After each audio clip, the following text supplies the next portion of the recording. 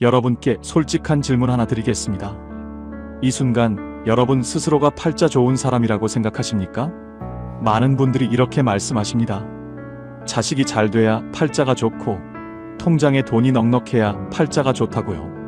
누가 봐도 멋진 큰 집에 살고 몸도 건강하고 손주들이 재롱을 피워야 그 사람이 노년에 복이 많은 사람이라고요. 그래서 많은 분들이 이렇게 생각하십니다. 나는 팔자가 좋지 않다고요. 자식이 그저 그렇고 통장은 넉넉하지 않고 몸도 예전 같지 않으니까요. 그런데 오늘 이 이야기를 끝까지 들으시고 나면 그 생각이 완전히 달라지실 겁니다. 전남 순천에 사시는 73살 윤말래 어르신 이야기입니다. 오늘 아침 7시였습니다. 어르신 부엌에서 구수한 냄새가 났습니다. 된장국이었습니다. 어르신이 새벽부터 일어나셔서 큰 냄비에 국을 끓이고 계셨습니다. 혼자 사시는 분이 그 큰 냄비에 국을 왜 그렇게 많이 끓이실까요? 그 냄새가 부엌 창문을 넘어 마당으로 나갔습니다. 마당을 넘어 담장으로 올라갔습니다. 그리고 옆집 담장을 넘어갔습니다. 잠시 후였습니다. 옆집 대문이 삐걱 열렸습니다. 75살 김순옥 어르신이셨습니다. 손에 뭔가를 들고 계셨습니다. 작은 접시에 파란 것들이 담겨 있었습니다. 말래 씨, 나 좀 전에 텃밭에 나갔다가 깻잎이랑 상추가 잘 됐길래 좀 뜯어왔는데 이거 맛 좀 봐요. 윤말래 어르신이 마당에 나오시면서 웃으셨습니다. 어머, 잘 됐다. 나도 마침 국 다 됐는데. 들어와요. 두 분이 부엌 작은 밥상에 마주 앉으셨습니다. 방금 뜯어온 깻잎이랑 상추가 상 위에 올라왔고 어르신이 끓이신 된장국이 올라왔습니다. 밥 2그릇이 올라왔습니다. 아침 햇살이 부엌 창문으로 비스듬히 들어오고 있었습니다. 두 분이 숟가락을 드셨습니다. 아무 말도 없었습니다. 숟가락 소리만 났습니다. 그러다 김순옥 어르신이 말씀하셨습니다. 말래씨 된장국은 왜 이렇게 맛있어? 윤말래 어르신이 웃으셨습니다. 둘이 같이 먹으니까 그렇겠지. 두 분이 웃으셨습니다. 식사를 마치고 나서 두 분이 커피를 한 잔씩 타셨습니다. 부엌 창가에 나란히 앉으셔서 마당을 내다보셨습니다. 텃밭에 아침 이슬이 아직 남아 있었습니다. 한참 조용히 앉아 계시다가 김순옥 어르신이 말씀하셨습니다. 말래씨, 나는 있잖아. 나 팔자 좋은 것 같아. 윤말래 어르신이 고개를 돌려보셨습니다. 갑자기요? 김순옥 어르신이 커피잔을 두 손으로 감싸 주시면서 말씀하셨습니다. 아침에 이렇게 맛있는 밥 먹고 이렇게 예쁜 마당 보면서 커피 마시는 사람이 팔자 좋은 거 아니야? 윤말래 어르신이 그 말을 들으시다가 잠깐 창밖을 보셨습니다. 그러다 고개를 끄덕이셨습니다. 맞네. 나도 팔자 좋은 것 같네. 두 분이 커피잔을 들고 아무 말 없이 마당을 바라보셨습니다. 아침 햇살이 텃밭 위로 내려오고 있었습니다. 여러분, 이 장면이 어떻게 느껴지십니까? 어쩌면 여러분 이야기이실 수도 있습니다. 아니면 여러분 친구 이야기이실 수도 있습니다. 큰 돈이 없어도 자식이 특별히 잘 되지 않아도 방금 텃밭에서 뜯어온 깻잎 한 접시와 된장국 한 그릇으로 팔자 좋은 아침을 만들 수 있다는 것. 그게 오늘 제가 드릴 이야기의 전부입니다. 생각보다 쉽습니다. 생각보다 가까이 있습니다. 오늘 5가지 이야기를 끝까지 들으시면 여러분은 인생의 해답을 얻으시고 1년 뒤에 여러분의 노후가 달라지실 겁니다. 법구경에 이런 말씀이 있습니다. 자기 자신을 이긴 자가 가장 강한 자다. 남을 이기는 사람이 아니라 자기 욕심과 기대와 미련을 이긴 사람. 그 사람이 진짜 상팔자라는 겁니다. 미국 하버드 대학교에서 80년 동안 진행된 연구가 있습니다. 수백 명의 삶을 태어날 때부터 마지막 날까지 추적한 연구입니다. 연구팀이 알고 싶었던 것은 딱 하나였습니다. 무엇이 사람을 행복하게 늙게 만드는가? 결론은 돈도 명예도 건강도 아니었습니다. 매일의 작은 태도와 선택이었습니다. 누구와 밥을 먹는가? 어떤 말을 먼저 하는가? 아침을 어떻게 여는가? 지나온 삶을 어떻게 바라보는가? 누구에게 온기를 나누는가? 그 작고 반복적인 것들이 쌓여서 노년의 빛깔을 결정한다는 겁니다. 오늘 제가 드릴 5가지 이야기가 바로 그것입니다. 첫 번째입니다. 상팔자인 사람에게는 함께 밥을 먹을 사람이 있습니다.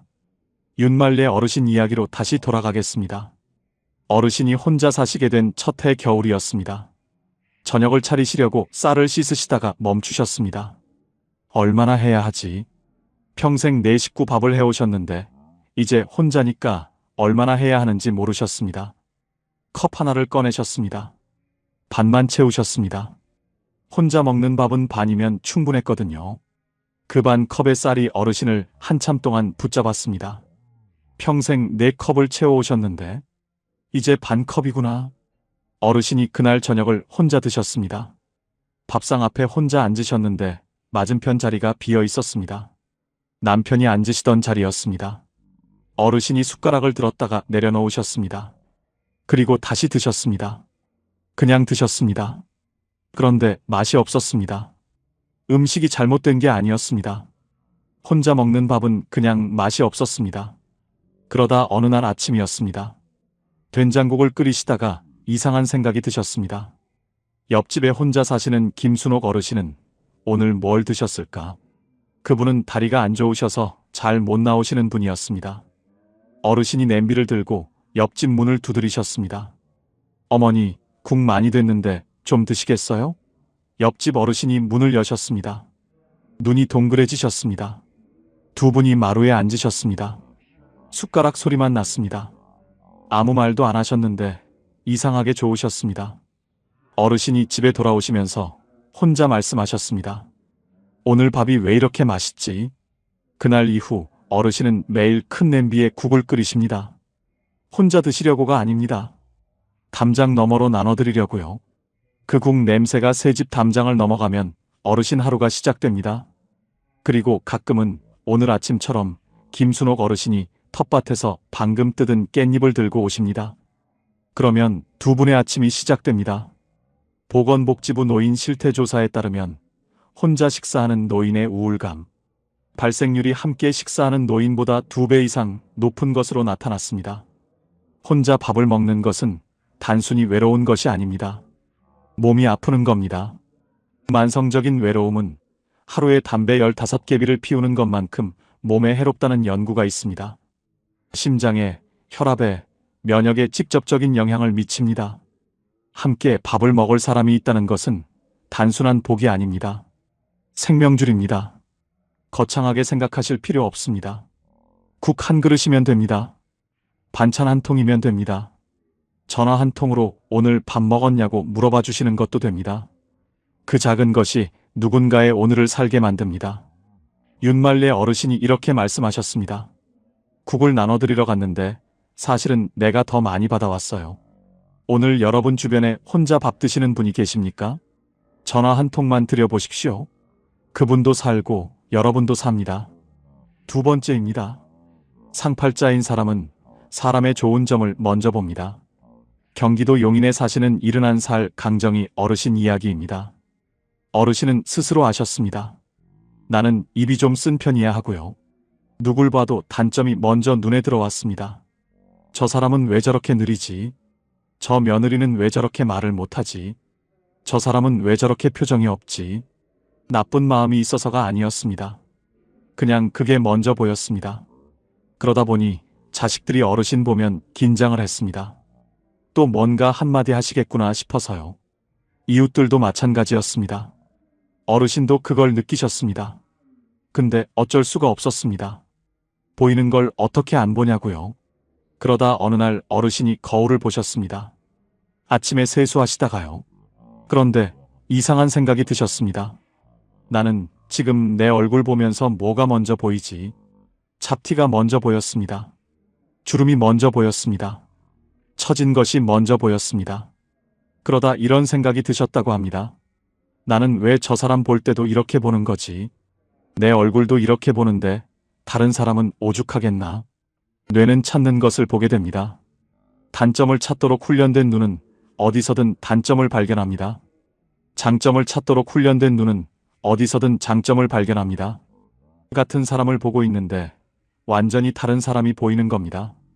망원경을 거꾸로 들면 멀리 있는 것이 작아 보이듯 단점 쪽으로 맞춰진 눈은 좋은 것을 작게 만듭니다. 어르신이 그날부터 연습을 시작하셨습니다. 누굴 보든 좋은 점 하나를 먼저 찾자. 딱 하나만요. 처음엔 쉽지 않으셨습니다. 좋은 점을 찾으려고 해도 단점이 먼저 달려왔습니다. 그래도 억지로라도 찾으셨습니다. 그러다 어느 날이었습니다. 경로당에 가시는 길에 모르는 할머니를 지나치셨는데 그 할머니가 예쁜 모자를 쓰고 계셨습니다. 어르신이 멈추셨습니다. 그리고 말씀하셨습니다. 어머니, 모자가 참 잘 어울리시네요. 그 할머니가 깜짝 놀라시더니 얼굴이 환해지셨습니다. 어머, 고마워요. 딸이 사줬는데 잘 어울리는지 몰랐어요. 두 분이 잠깐 웃으셨습니다. 처음 보는 사이인데요. 어르신이 경로당에 들어가시면서 이상한 느낌이 드셨다고 합니다. 기분이 좋아졌습니다. 칭찬을 받은 것도 아닌데 칭찬을 한 어르신이 기분이 좋아진 겁니다. 그날 이후로 어르신이 달라지셨습니다. 만나는 사람마다 좋은 점을 찾아 한마디씩 하셨습니다. 목소리가 따뜻하시네요. 걸음걸이가 참 씩씩하시네요. 오늘 표정이 밝으시네요. 처음엔 어색해 하시던 분들이 나중엔 어르신을 보면 먼저 웃으셨습니다. 경로당에서 어르신 옆자리가 먼저 찼습니다. 어르신이 이렇게 말씀하셨습니다. 좋은 점을 찾으려고 했는데 사실은 내가 더 좋아졌어요. 남한테서 좋은 걸 찾으면 나도 좋아진다는 걸 이제는 압니다. 오늘 만나시는 분께 딱 한마디만 해보십시오. 좋은 점 하나를요. 그 한마디가 그분의 하루를 바꾸고 여러분의 하루도 바꿉니다. 세 번째입니다. 상팔자인 사람은 아침을 긍정적으로 시작합니다. 충북 청주에 사시는 76살 이순덕 어르신 이야기입니다. 어르신은 아침에 눈을 뜨자마자 손이 먼저 움직이셨습니다. 베개 옆에 놓아둔 스마트폰을 집어드시는 거였습니다. 카카오톡을 확인하고 뉴스를 보고 알고리즘이 올려주는 영상을 보다 보면 어느새 1시간이 지나 있었습니다. 몸은 일어났는데 마음이 더 무거웠습니다. 사고가 났다는 뉴스, 물가가 올랐다는 뉴스, 어딘가에서 또 누군가가 싸운다는 뉴스, 아침부터 세상의 나쁜 소식들을 한꺼번에 들이켜시는 거였습니다. 하루를 집 한 채라고 하면 아침은 현관문입니다. 현관문으로 무엇이 들어오느냐가 집 전체의 공기를 결정합니다. 스마트폰 첫 화면에 자극적인 뉴스로 현관문을 여는 것은 아침마다 집안에 탁한 공기를 가득 들이켜는 것과 같습니다. 어르신이 이렇게 말씀하셨습니다. 스마트폰을 보고 나면 하루가 시작도 안 됐는데 이미 뭔가 잃은 것 같아요. 그러다 어느 날 아침이었습니다. 전날 밤 비가 왔거든요. 어르신이 스마트폰을 집어들려다가 그냥 창문을 여셨습니다. 특별한 이유가 없었습니다. 그냥 그러고 싶으셨습니다. 창문을 여시는 순간 빗속에 젖은 마당이 보였습니다. 처마 끝에서 빗물이 한 방울씩 떨어지고 있었습니다. 감나무 잎이 촉촉하게 젖어 있었습니다. 빗소리가 아직 조금 남아 있었습니다. 또 어르신이 그냥 그것을 바라보셨습니다. 아무것도 안 하시고요. 그러다 이런 생각이 드셨다고 합니다. 스마트폰에서는 절대 들을 수 없는 소리구나. 그날 아침이 달랐습니다. 밥을 드시는데 평소보다 밥맛이 좋으셨고 오후에 딸에게 전화가 왔을 때 목소리가 부드러우셨습니다. 딸이 물었습니다. 엄마, 오늘 무슨 좋은 일 있어요? 어르신이 웃으셨습니다. 좋은 일은 아닌데 그냥 오늘 기분이 좀 좋네. 뇌과학자들은 이렇게 말합니다. 아침에 자연광을 눈으로 받으면 세로토닌이 분비되는데 이것이 하루 종일 기분의 바탕이 된다고요. 아침의 첫 감정이 하루 전체의 온도를 결정합니다. 그날 이후로 어르신의 아침이 바뀌었습니다. 눈을 뜨면 심호흡 3번, 미지근한 물 한 잔, 창문 열기, 딱 이 3가지입니다. 거창하지 않습니다. 그런데 이 3가지가 하루의 첫 온도를 완전히 바꿔놓았습니다. 내일 아침 눈을 뜨시거든 스마트폰보다 먼저 창문을 여십시오. 들어오는 것이 빗소리든 햇살이든 새소리든 그 첫 한 가지가 오늘 하루의 선물입니다. 네 번째입니다. 상팔자인 사람은 자신의 삶을 긍정적으로 다시 봅니다. 지금부터 드릴 이야기가 오늘 이 영상에서 가장 묵직한 이야기입니다. 혹시 지금 이 순간 지나온 세월을 돌아보시면서 고생만 했다는 생각이 드십니까? 내 인생이 참 힘들었다. 나는 참 억울하게 살았다. 그런 마음이 드십니까? 그렇다면 이 이야기를 꼭 끝까지 들어주십시오. 경북 안동에 사시는 78살 박분희 어르신 이야기입니다. 어르신은 스스로 내 팔자는 나쁜 팔자라고 생각하셨습니다. 가난한 집에서 태어나셨고 일찍 시집 가셔서 시부모 모시고 남편 뒷바라지하고 자식 셋 키우셨습니다. 허리 한번 제대로 펴보신 적이 없으셨습니다. 내 꿈, 내 하고 싶은 것, 그런 것들은 생각해볼 겨를도 없이 살아오셨습니다. 어르신이 친구들을 만나면 늘 이렇게 말씀하셨습니다. 나는 평생 고생만 했어. 그 말이 입버릇이 되셨습니다. 그런데 어느 날이었습니다. 중학교 다니는 손녀가 방학을 맞아 어르신 댁에 며칠 있다 가게 됐습니다. 저녁을 먹고 나서 손녀가 할머니 옆에 앉았습니다. 그리고 물었습니다. 할머니, 젊었을 때 뭐가 제일 좋았어요? 어르신이 그 질문을 들으시고 대답하려다가 말문이 막히셨습니다. 젊었을 때 뭐가 좋았지? 어르신이 생각하셨습니다. 한참을 생각하셨습니다. 그러다 기억이 올라오기 시작했습니다. 새벽에 일어나서 아이들 도시락 싸줄 때 아이들이 자고 있는 모습을 보던 것, 가을에 마당에서 콩을 털 때 손이 얼마나 뿌듯했는지, 시어머니가 돌아가시던 날 어르신이 곁에 계셨고 시어머니가 마지막으로 어르신 손을 꼭 잡으셨던 것, 남편이 말은 못하지만 어르신이 끓여드리는 된장국을 제일 좋아하셨던 것, 기억들이 올라왔습니다. 좋았던 기억들이요. 어르신이 손녀한테 말씀하시다가 목이 메셨습니다. 눈물이 나셨습니다. 손녀가 놀라서 할머니 왜 울어요? 하고 물었습니다. 어르신이 눈물을 닦으시면서 말씀하셨습니다. 아니야. 그냥 내가 생각보다 좋은 것도 많이 살았네 싶어서. 그 눈물이 슬픔의 눈물이 아니었습니다. 30년 동안 고생만 했다고 생각하셨는데 사실은 좋은 것들도 이렇게 많이 있었구나. 그것을 이제야 발견하신 겁니다. 손녀가 그 눈물을 보다가 조용히 할머니 손을 잡았습니다. 두 분이 한참 그렇게 앉아 계셨습니다. 저녁 햇살이 방 안으로 길게 들어오고 있었습니다. 다산 정약용 선생은 말씀하셨습니다. 지나온 날을 돌아보되 후회로 채우지 말고 배움으로 채워라. 과거를 고생으로만 보는 것은 꽃밭을 잡초밭이라고 부르는 것과 같습니다. 꽃도 있고 잡초도 있는데 어디를 보느냐가 그 밭의 이름을 결정합니다. 어르신의 삶에도 꽃이 있었습니다. 어르신이 키워낸 자식들, 어르신이 돌봐드린 시부모님, 어르신이 지켜온 가정. 그것들이 다 꽃입니다. 잡초만 보셨던 겁니다. 서울아산병원 노년정신건강센터 자료에 따르면 자신의 삶을 긍정적으로 평가하는 노인일수록 인지기능 저하 속도가 느리고 평균 수명이 긴 것으로 나타났습니다. 자기 존중이 마음만 살리는 것이 아니라 몸도 살린다는 겁니다. 손녀가 돌아간 뒤 어르신이 오래된 사진첩을 꺼내셨습니다. 젊었을 때 사진들이었습니다. 어르신이 한 장 한 장 넘기시면서 이렇게 말씀하셨습니다. 나 참 열심히 살았네. 잘 살았네.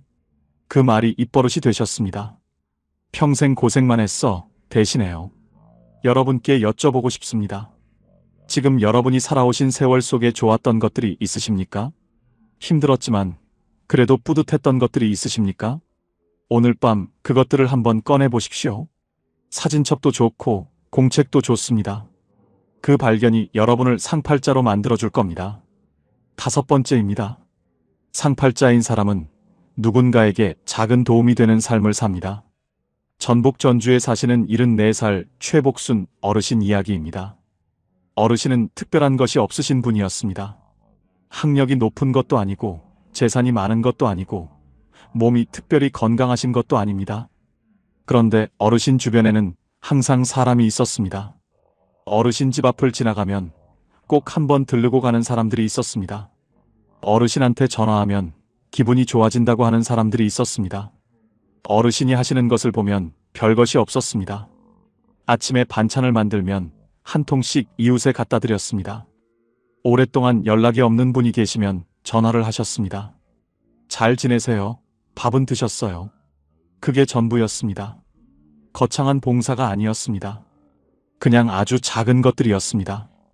어르신 옆동에 혼자 사시는 할머니가 계셨습니다. 자식도 없으시고 아는 사람도 별로 없으시고 거의 방 안에만 계시는 분이었습니다. 어르신이 가끔 반찬을 갖다 드리셨습니다. 처음엔 그 할머니가 괜찮다고 하셨습니다. 받기 미안하다고요. 어르신이 웃으시면서 말씀하셨습니다. 많이 됐어요. 제가 드리고 싶어서요. 그렇게 1년이 지났습니다. 그 할머니가 이사를 가시게 됐습니다. 자녀가 모시러 왔거든요. 이삿날 짐을 다 싣고 나서 그 할머니가 어르신 집 문을 두드리셨습니다. 어르신이 나오시자 그 할머니가 어르신 손을 두 손으로 꼭 잡으셨습니다. 주름진 두 손이 맞잡혔습니다. 한참을 그러고 계셨습니다.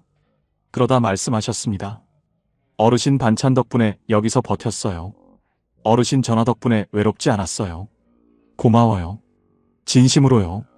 어르신이 그 말을 듣고 아무 말도 못하셨습니다. 목이 메셨습니다. 두 분이 골목에서 한참 손을 잡고 계셨습니다. 이삿짐 차가 떠나고 나서 어르신이 혼자 집에 들어오셨습니다. 그리고 부엌 의자에 앉으셨습니다. 한참을 앉아 계시다가 혼자 말씀하셨습니다. 내가 누군가한테 필요한 사람이었구나. 반찬 한 통이 그 사람을 버티게 했구나. 그 생각이 어르신을 오래 붙잡았습니다. 눈물이 나셨습니다. 기쁨의 눈물이었습니다.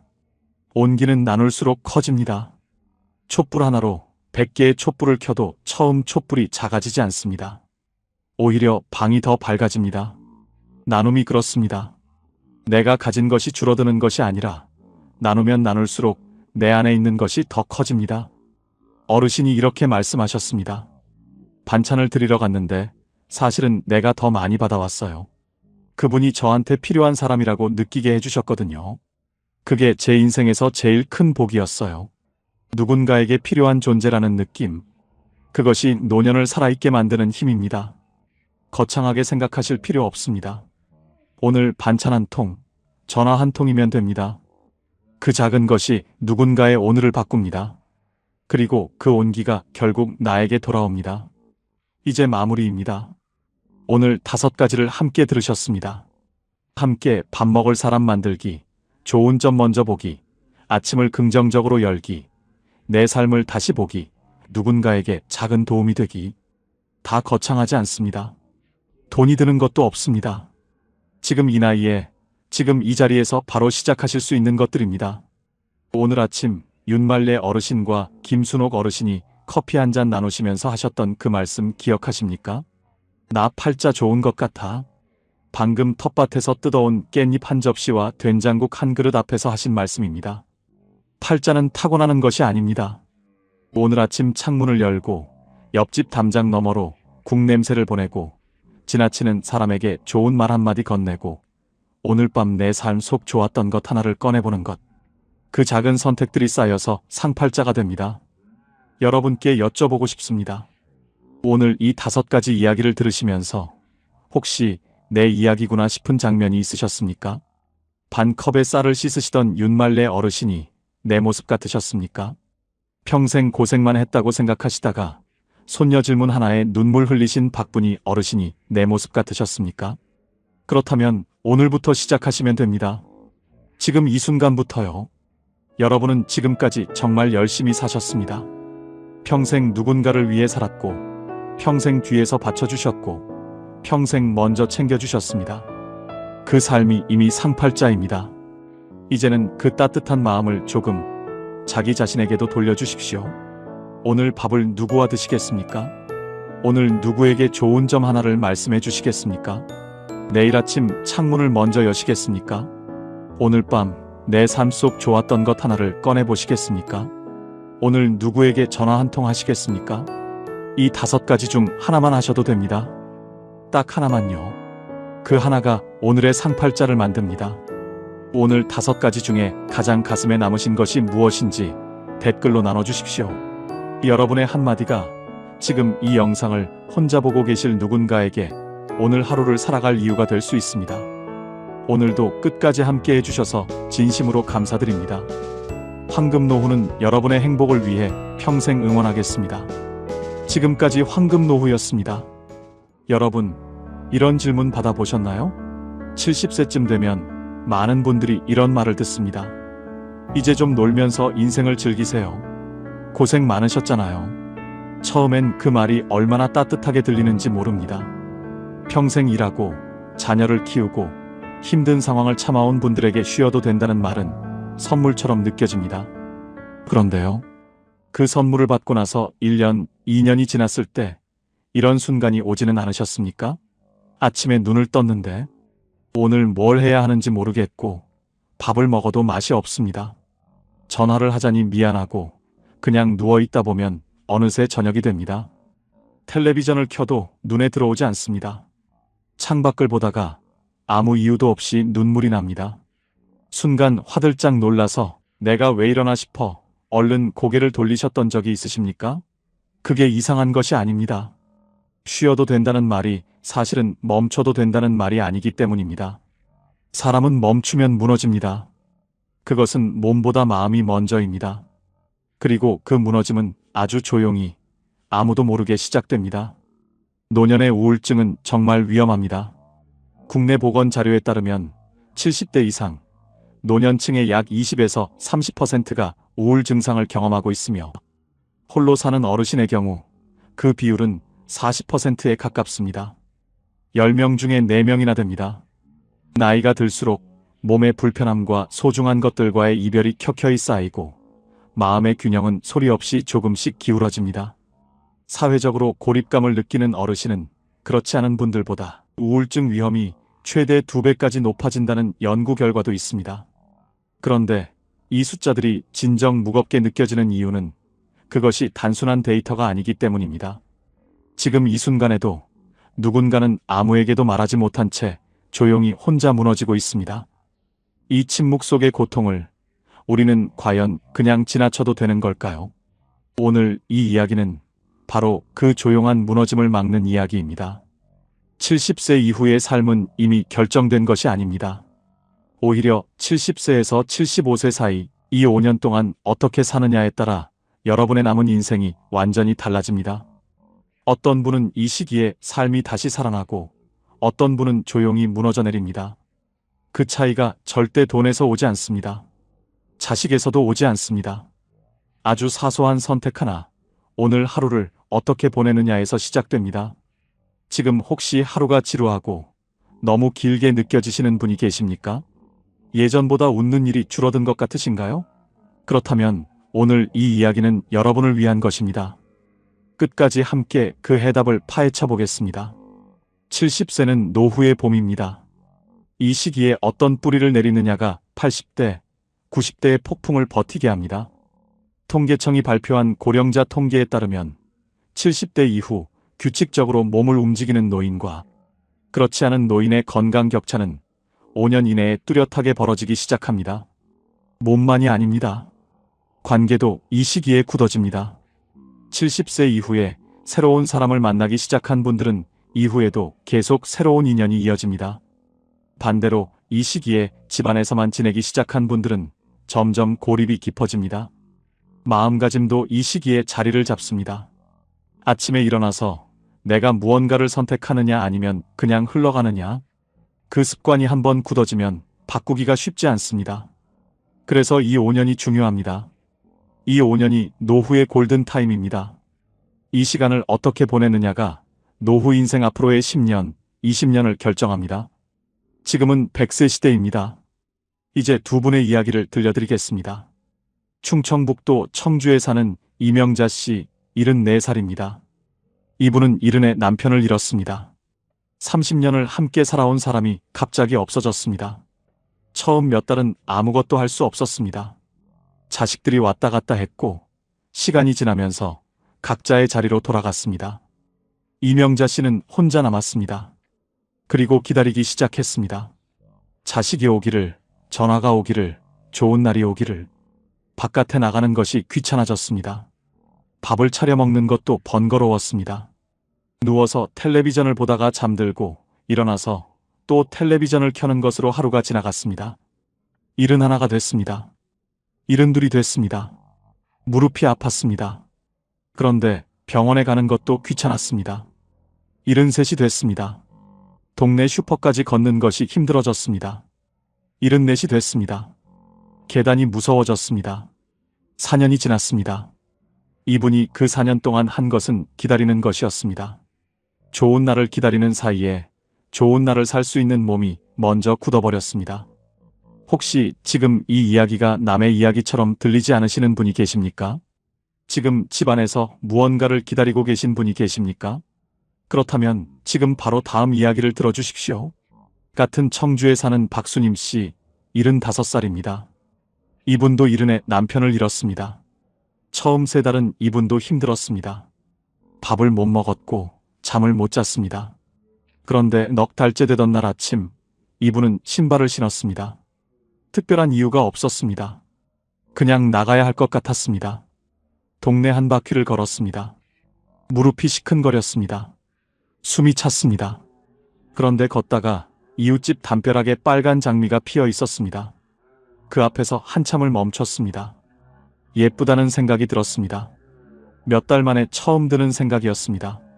눈물이 났습니다. 슬픔의 눈물이 아니었습니다. 살아있다는 눈물이었습니다. 아직 꽃이 예쁘게 보이는 눈이 내게 있구나 하는 눈물이었습니다. 다음 날 또 걸었습니다. 걷다가 복지관 앞을 지나쳤습니다. 안에서 웃음소리가 들렸습니다. 잠깐 망설였습니다. 그리고 들어갔습니다. 거기서 처음으로 화투를 배웠습니다. 화투를 치면서 웃었습니다.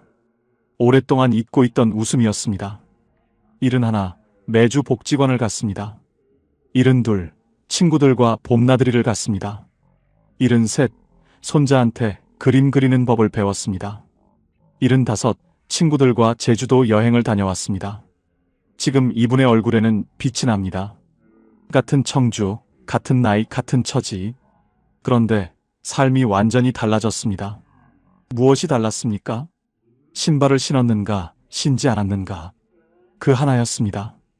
에픽테토스는 말했습니다. 당신에게 일어나는 일이 당신을 만드는 것이 아니다. 그 일에 어떻게 반응하느냐가 당신을 만든다. 이명자 씨와 박수님 씨에게 일어난 일은 같았습니다. 그런데 반응이 달랐습니다. 그 반응 하나가 4년 뒤의 삶을 완전히 갈라놓았습니다. 그렇다면 행복한 노년과 무너지는 노후의 차이를 만드는 것은 무엇입니까? 오늘 5가지로 말씀드리겠습니다.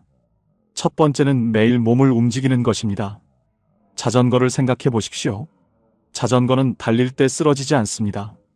페달을 밟고 앞으로 나아갈 때 균형을 잡습니다. 그런데 멈추는 순간 넘어집니다. 우리 몸도 꼭 이렇습니다. 움직일 때 살아납니다. 멈추면 굳습니다. 세계보건기구가 권고하는 65세 이상 노인의 신체 활동은 하루 20분 남짓의 가벼운 걷기입니다. 헬스장이 아닙니다. 마라톤이 아닙니다. 그냥 동네 한 바퀴입니다. 그 20분이 만성질환의 위험을 낮추고 우울증을 막고 수면의 질을 올립니다. 그런데 그보다 더 중요한 것이 있습니다. 그 20분 동안 만나는 것들입니다. 담벼락의 꽃, 이웃의 얼굴, 계절의 냄새. 박수님 씨가 걷다가 멈춘 빨간 장미가 그 시작이었습니다. 그 꽃 하나가 이분의 남은 5년을 바꿨습니다. 충남 아산에 사는 김분희 씨, 올해 73입니다. 이분도 걷기를 시작하면서 달라진 분입니다. 평생 가족을 위해 살았습니다. 꽃을 좋아했지만 꽃을 산 적이 없었습니다. 가족 밥상에 쓸 돈도 모자랐고 나를 위해 돈을 쓰는 것이 사치처럼 느껴졌습니다. 어느 봄날 걷다가 꽃집 앞에 멈췄습니다. 노란 프리지어가 한 다발 놓여 있었습니다. 향이 코끝에 닿았습니다. 이분은 지갑을 열었습니다. 5,000원짜리 꽃 한 다발을 샀습니다. 태어나서 처음으로 자신을 위해 꽃을 산 것이었습니다. 집에 돌아와 꽃병에 꽂고 식탁 위에 올려놨습니다. 그리고 그 앞에 앉아서 한참을 울었습니다. 왜 우는지 몰랐습니다. 그냥 눈물이 났습니다. 나중에 이분은 말했습니다. 그게 서러움이었는지 고마움이었는지 지금도 모르겠어요. 그냥 그 꽃이 너무 예뻐서 이걸 이제야 샀다는 것이 이상하게 마음이 복잡했어요. 그날 이후 이분은 일주일에 한 번 꽃을 삽니다. 5,000원짜리도 좋고 3,000원짜리도 좋습니다. 식탁 위에 꽃이 있는 아침이 전과 다릅니다. 꽃을 보면서 밥을 먹는 것이 이분에게는 지금 하루 중 가장 좋은 순간입니다. 몸을 움직이다 보면 이런 순간들을 만납니다. 장미도 만나고 프리지어도 만나고 이웃도 만납니다. 그 만남들이 조금씩 쌓여 하루를 바꾸고, 하루가 쌓여 한 달을 바꾸고, 그 한 달들이 모여 남은 인생을 바꿉니다. 두 번째는 사람을 만나는 것입니다. 서울대 노화고령사회연구소가 발표한 연구에서 이런 결과가 나왔습니다. 정기적으로 사회활동에 참여하는 노인은 그렇지 않은 노인에 비해 우울감이 40% 낮게 나타났습니다. 40%입니다. 약이 아닙니다. 병원이 아닙니다. 사람을 만나는 것 하나로 40%입니다. 그런데 많은 분들이 이렇게 말씀하십니다. 나이 들어서 새로운 사람을 사귀는 것이 어렵다고. 처음 가는 곳이 낯설다고. 맞습니다. 처음은 낯섭니다. 그런데 씨앗을 생각해 보십시오. 씨앗을 처음 심을 때 흙이 딱딱합니다. 삽을 꽂기가 힘듭니다. 그런데 한번 심고 나면 싹이 납니다. 두 번째는 조금 쉽습니다. 세 번째는 더 쉽습니다. 사람을 만나는 것도 꼭 이렇습니다. 처음 복지관 문을 여는 것이 가장 어렵습니다. 두 번 가면 얼굴이 보입니다. 세 번 가면 이름을 압니다. 이름을 아는 사람이 생기는 순간 하루가 달라집니다. 하버드 의과대학이 724명의 삶을 85년에 걸쳐 추적한 연구가 있습니다. 이 연구의 결론은 단 하나였습니다. 노년의 행복과 건강을 결정하는 가장 강력한 요인은 따뜻한 인간관계라고. 돈이 아니었습니다. 명예가 아니었습니다. 나를 알아봐주는 사람, 내 이름을 불러주는 사람, 오늘 어떻게 지냈냐고 물어봐주는 사람. 그 사람이 있느냐 없느냐가 노년의 행복을 결정했습니다. 복지관이든 경로당이든 문화센터든 동네 공원이든 사람이 있는 곳으로 가십시오. 그곳에 여러분을 기다리는 인연이 있습니다. 세 번째는 작은 것을 배우는 것입니다. 괴테는 87세에 파우스트를 완성했습니다. 평생을 써온 작품의 마지막 장을 87에 마무리했습니다. 그는 말했습니다.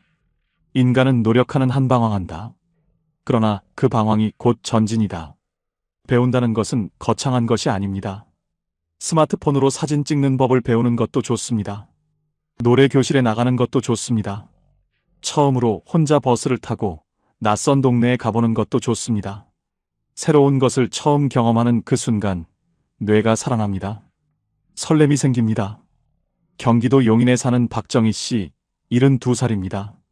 30년 넘게 교단에 섰던 선생님입니다. 퇴직 후 반년이 지났을 때 옛 제자에게서 연락이 왔습니다. 선생님, 요즘 뭐 하세요? 그 질문 앞에서 이분은 잠깐 멈췄습니다. 답이 없었습니다. 그냥 있어요. 그 말이 이분에게 충격이었습니다. 30년을 교단에서 살았던 사람이 반년이 지난 뒤에 아무 답도 없다는 것이. 그날 밤 이분은 오래 생각했습니다. 그리고 다음날 아침 걷기를 시작했습니다. 2달이 지나자 수채화 수업을 등록했습니다. 젊을 때부터 배우고 싶었던 것이었습니다. 항상 나중에 하자고 미뤄왔던 것이었습니다. 첫 수업날 팔레트 앞에 앉았을 때 가슴이 뛰었습니다. 설렘이었습니다. 이 나이에 설렘이 있다는 것이 새삼스러웠습니다. 지금 이분은 매주 화요일 오전이 기다려집니다. 아들이 가끔 전화해서 말합니다. 엄마, 요즘 많이 바빠 보여요. 그 말이 이분에게 가장 큰 칭찬입니다. 바쁜 엄마. 퇴직 후 반년 동안 없었던 말이었습니다. 네 번째는 내 삶의 키를 내가 잡는 것입니다. 배를 생각해 보십시오. 배는 바람이 어디서 불어도 키를 잡은 사람이 방향을 정합니다. 순풍이 불어도 역풍이 불어도 키를 잡은 사람이 있어야 배가 원하는 곳으로 갑니다. 그런데 키를 내려놓으면 어떻게 됩니까? 배는 바람 부는 대로 흘러갑니다. 경상북도 안동에 사는 최봉수 씨, 78살입니다. 이분은 이른에 자식들이 이제 쉬라고 했습니다. 아버지, 이제 우리가 부양할게요. 이분은 정말 쉬었습니다. 처음에는 편했습니다. 그런데 시간이 지나면서 자식에게 뭔가를 부탁할 때마다 눈치가 보였습니다. 내가 짐이 되는 것 같았습니다.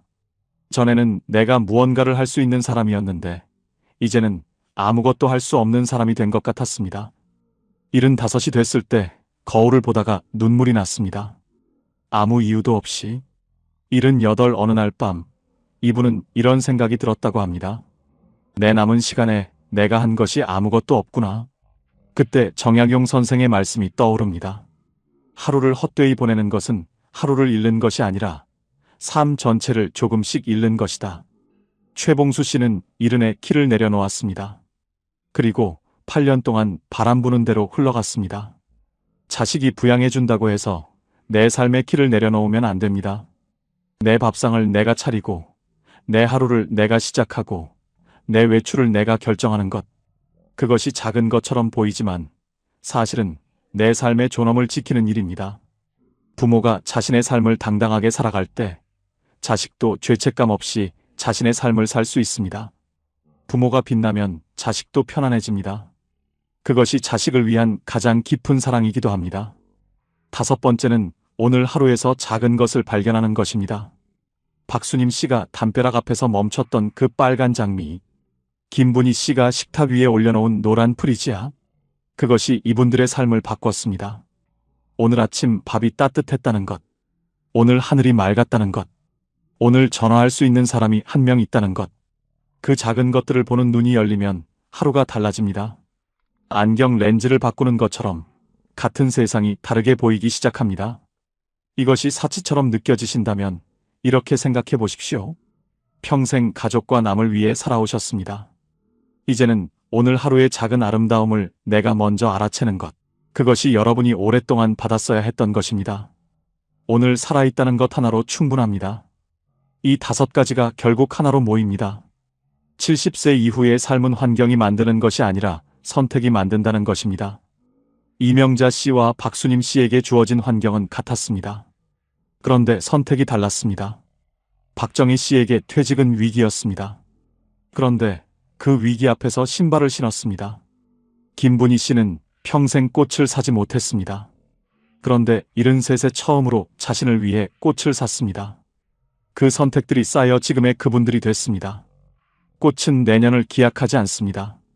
그냥 지금 핍니다. 봄이 오면 재지 않고 기다리지 않고 그냥 핍니다. 여러분도 그 꽃들처럼 그냥 피셔도 됩니다. 지금 이 나이에 이 자리에서 그냥 활짝 피셔도 됩니다. 박수님 씨가 제주도 여행에서 돌아오던 날 밤이었습니다. 숙소 창밖으로 제주 바다가 보였습니다. 검고 넓은 바다였습니다. 이분은 그 바다를 한참 바라봤습니다. 그러다 문득 5년 전이 떠올랐습니다. 넉 달째 되던 날 아침, 무릎이 시큰거리면서도 신발을 신던 그날, 담벼락 앞에서 빨간 장미를 보고 눈물을 흘리던 그날, 그날의 자신이 지금 제주 바다 앞에 서 있다는 것이 믿어지지 않았습니다. 눈물이 났습니다. 그날도 눈물이었고 지금도 눈물이었습니다. 그런데 그 눈물의 무게가 완전히 달랐습니다. 그날의 눈물은 살아있다는 안도였고 지금의 눈물은 잘 살아왔다는 감사였습니다. 이분은 창문을 닫으며 혼자 중얼거렸습니다. 그날 신발을 신길 잘했다. 그 한마디였습니다. 지금 이 영상을 보고 계신 분이 70이시라면 골든타임이 지금 시작되고 있습니다. 75이시라면 골든타임의 마지막에 서 계십니다. 어느 쪽이든 괜찮습니다. 지금 시작해도 됩니다. 박수님 씨는 70에 신발을 신었고 75에 제주도를 갔습니다. 5년이면 그렇게 달라질 수 있습니다. 오늘 당장 딱 하나만 하십시오. 내일 아침 신발을 신으십시오. 거창하지 않습니다. 동네 한 바퀴면 됩니다. 걷다가 꽃을 보면 멈추십시오. 이웃을 만나면 인사하십시오. 복지관 앞을 지나거든 한번 들어가 보세요. 오랫동안 하고 싶었는데 나중으로 미뤄온 것이 있으십니까? 수채화여도 좋고 노래여도 좋고 꽃 한 다발을 사는 것이어도 좋습니다. 그 하나가 시작입니다. 그 시작이 5년을 만들고 그 5년이 남은 인생 전체를 바꿉니다. 여러분, 여기까지 살아오시느라 정말 수고 많으셨습니다. 참아온 날들이 얼마나 많으셨는지, 뒤로 물러선 순간이 얼마나 많으셨는지 모릅니다. 남편을 위해, 자식을 위해, 가족을 위해 자신을 뒤로 밀어온 그 세월이 얼마나 깊고 무거운 사랑이었는지 모릅니다. 그 묵묵한 세월이 결코 헛되지 않았습니다. 그 세월이 지금 여러분을 여기 서 있게 했습니다. 이제는 그 사랑을 자기 자신에게도 주셔도 됩니다. 꽃 한 다발을 자신을 위해 사는 것. 오랫동안 배우고 싶었던 것을 드디어 시작하는 것. 내일 아침 신발을 신고 동네 한 바퀴를 걷는 것. 그 작은 것 하나가 여러분의 남은 노후를 바꿉니다. 70세는 끝이 아닙니다. 여러분의 가장 따뜻한 시간이 지금 시작되고 있습니다. 에픽테토스가 말했고, 괴테가 증명했고, 정약용 선생이 당부했습니다. 결국 같은 말입니다. 지금 이 순간, 당신의 선택이 당신의 남은 인생입니다. 오늘 이 이야기가 마음에 닿으셨다면 댓글로 한마디 남겨주세요. 지금 사시는 지역과 함께 내일 시작하고 싶은 것 하나를 써주십시오. 그 한 줄이 지금 혼자 이 영상을 보고 있는 누군가에게 가장 현실적인 용기가 되고 여러분의 황금 노후를 위한 다짐이 됩니다. 오늘도 끝까지 함께 해주셔서 진심으로 감사드립니다. 황금 노후는 여러분의 행복을 위해 평생 응원하겠습니다. 지금까지 황금 노후였습니다. 우리는 팔자 좋다는 말을 잘못 이해하고 살았습니다. 팔자 좋은 노후는 돈 많은 노후, 자식 잘된 노후, 건강한 노후라고 생각했습니다. 그래서 평생 돈을 모았고, 자식을 잘 키우려 애썼고, 건강을 지키려 노력했습니다. 그런데 막상 노년이 되어보니 달랐습니다. 평생 잘못 알고 있었던 겁니다. 73세 김정수 씨는 재산이 20억이 넘습니다. 서울에 아파트가 있고, 예금도 있고, 연금도 나옵니다. 돈 걱정은 없습니다. 그런데 정수 씨는 불안합니다. 왜 그럴까요? 밤마다 통장 잔고를 확인합니다. 이 돈으로 얼마나 더 살 수 있을까? 병원비 많이 나오면 어떡하지? 요양원 가려면 얼마나 들까? 돈이 많은데도 돈 걱정을 합니다. 자식들이 자기 재산을 노리는 것 같아서 의심하고 사기당할까봐 사람도 못 만나고 돈 쓰는 것도 아깝고 돈은 많은데 불행합니다. 정수 씨는 제게 말했습니다. 돈이 많으면 행복할 줄 알았는데 돈이 많아도 불안하더라고요. 69세 박미숙 씨는 자식이 잘 됐습니다. 아들은 대기업 임원, 딸은 의사입니다. 손주들도 명문대 다니고 집도 잘 살고 자랑할 게 많습니다. 그런데 미숙 씨는 외롭습니다. 자식들은 바빠서 자주 못 옵니다. 명절에 한 번, 생일에 한 번 보는 게 전부입니다. 전화는 일주일에 한 번 할까 말까입니다. 미숙 씨는 친구들 만나면 자식 자랑을 합니다. 우리 아들이 이번에 또 승진했어. 우리 딸이 병원에서 인정받는데. 자랑은 하는데 마음은 허전합니다. 집에 돌아오면 텅 빈 집이 너무 넓게 느껴집니다. 미숙 씨는 제게 말했습니다. 자식 잘 되면 행복할 줄 알았는데 자식이 잘 돼도 외롭더라고요. 우리가 생각한 팔자 좋은 노후는 이런 게 아니었습니다. 돈 많고 자식 잘 되고 건강하면 당연히 행복할 줄 알았습니다. 그런데 실제로는 그렇지 않았습니다. 돈 많아도 불안하고 자식 잘 돼도 외롭고 건강해도 무료합니다. 그렇다면 진짜 팔자 좋은 노후는 무엇일까요? 2025년 한국보건사회연구원이 발표한 노년 삶의 질 연구 결과를 보면 노후 만족도가 높은 사람들의 공통점은 소유가 아니라 상태였습니다. 무엇을 가졌느냐가 아니라 어떤 상태로 사느냐가 중요했습니다. 팔자 좋은 노후는 많이 가진 노후가 아니라 편안한 상태로 사는 노후였습니다. 그렇다면 그 편안한 상태는 무엇일까요? 노후에 진짜 팔자 좋은 사람에게는 공통점이 있습니다. 첫째, 남에게 기대지 않는 사람입니다. 자식에게 기대지 않고, 친구에게 기대지 않고, 국가에게 기대지 않습니다. 물론 도움을 받을 수는 있습니다. 하지만 도움이 없어도 살 수 있습니다. 자식이 찾아오면 반갑지만 안 와도 괜찮습니다. 친구가 연락하면 좋지만 안 해도 괜찮습니다. 연금이 나오면 고맙지만 적어도 살 수 있습니다. 이렇게 기대하지 않으니 실망도 없고 섭섭함도 없고 원망도 없습니다. 그래서 마음이 편합니다. 72세 이경자 씨는 혼자 삽니다. 자식은 외국에 있고 친구도 많지 않고 연금도 적습니다. 그런데 경자 씨는 편안합니다. 나는 나만 챙기면 되니까 편해요. 자식 눈치 안 봐도 되고, 친구 눈치 안 봐도 되고, 내 마음대로 살 수 있어요. 경자 씨는 아침에 일어나서 하고 싶은 것을 합니다. 산책하고 싶으면 가고, 집에 있고 싶으면 있고, 밥 먹고 싶으면 먹고, 안 먹고 싶으면 안 먹습니다. 누구 눈치 안 보고 삽니다. 그게 팔자 좋은 겁니다. 둘째, 혼자 있어도 무너지지 않는 사람입니다. 혼자 있으면 외롭지만 외로움이 무너뜨리지는 못합니다. 혼자 밥 먹어도 밥맛이 나고, 혼자 TV 봐도 재미있고, 혼자 산책해도 기분이 좋습니다. 물론 누군가와 함께하면 더 좋습니다. 하지만 혼자여도 괜찮습니다.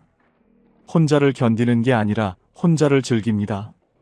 70세 최동수 씨는 혼자 사는데 외로워하지 않습니다. 나는 혼자 있는 게 편해요. 아침에 일어나서 커피 한 잔 마시고, 신문 보고, 산책 나가고, 도서관 가서 책 읽고, 집에 와서 음악 듣고, 그렇게 하루를 보내요. 외롭다는 생각이 안 들어요. 동수 씨는 혼자 있는 시간을 즐깁니다. 누군가 필요해서 만나는 게 아니라 만나고 싶어서 만납니다.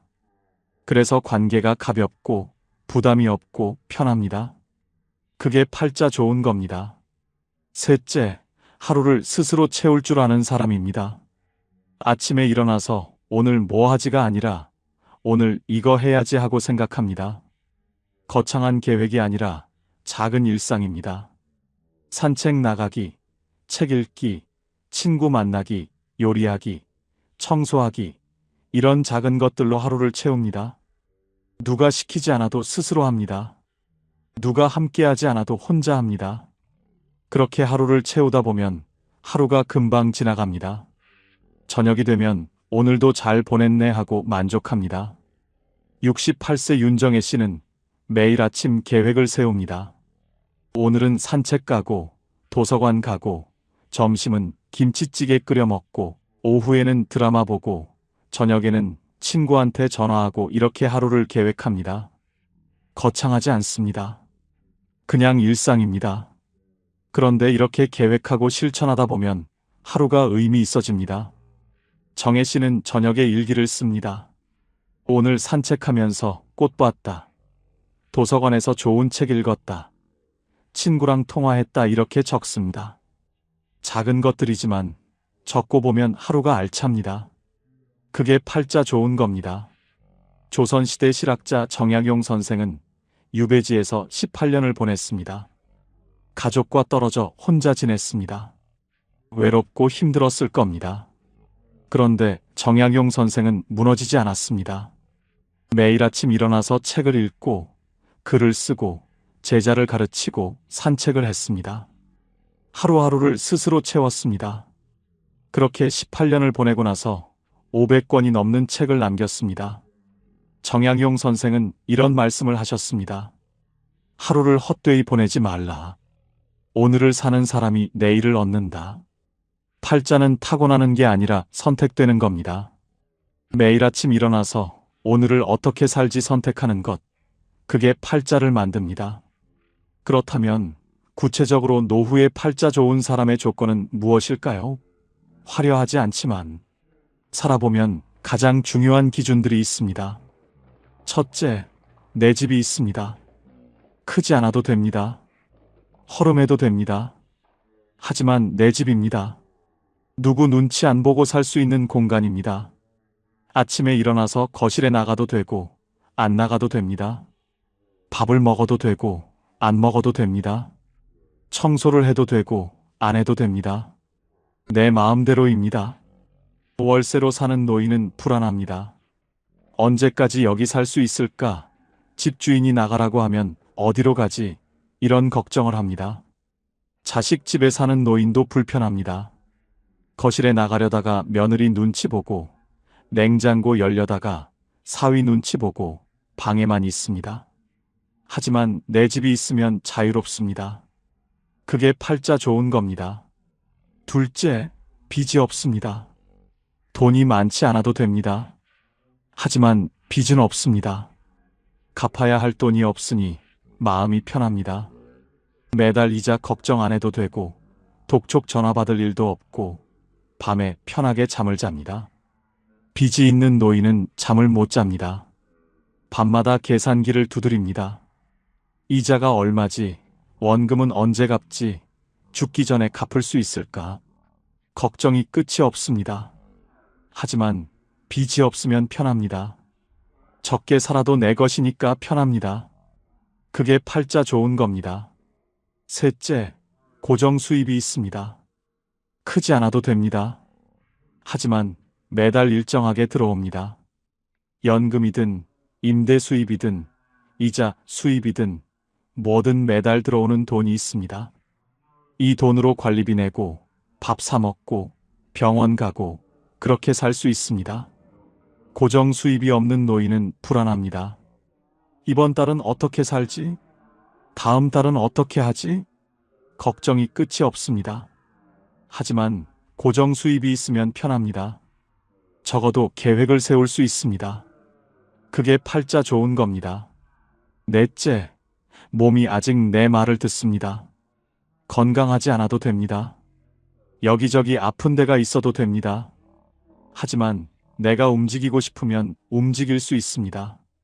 화장실 혼자 갈 수 있고, 밥 혼자 먹을 수 있고, 옷 혼자 입을 수 있습니다.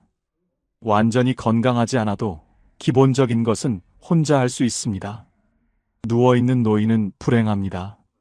화장실 가려면 누군가 도와줘야 하고, 밥 먹으려면 떠먹여줘야 하고, 옷 입으려면 입혀줘야 합니다. 자존심이 상합니다. 하지만 혼자 움직일 수 있으면 자유롭습니다. 그게 팔자 좋은 겁니다. 다섯째, 교통이 편합니다. 집 근처에 버스 정류장이 있고, 지하철역이 있고, 마트가 있고, 병원이 있습니다. 걸어서 갈 수 있는 거리에 다 있습니다. 외진 곳에 사는 노인은 불편합니다.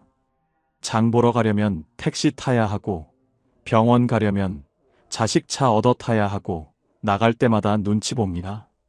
하지만 교통이 편하면 자유롭습니다. 버스 타고 어디든 갈 수 있습니다. 그게 팔자 좋은 겁니다. 여섯째, 혼자 밥을 먹을 수 있습니다. 누군가 차려주지 않아도 됩니다. 혼자 라면 끓여 먹고, 밥 해 먹고, 김치 꺼내 먹습니다. 맛있지 않아도 됩니다. 거창하지 않아도 됩니다. 하지만 혼자 해 먹을 수 있습니다. 혼자 못 해 먹는 노인은 의존적입니다. 누군가 해줘야 밥을 먹습니다. 자식이 안 오면 굶고 도우미가 안 오면 굶습니다. 하지만 혼자 해 먹을 수 있으면 자유롭습니다. 그게 팔자 좋은 겁니다.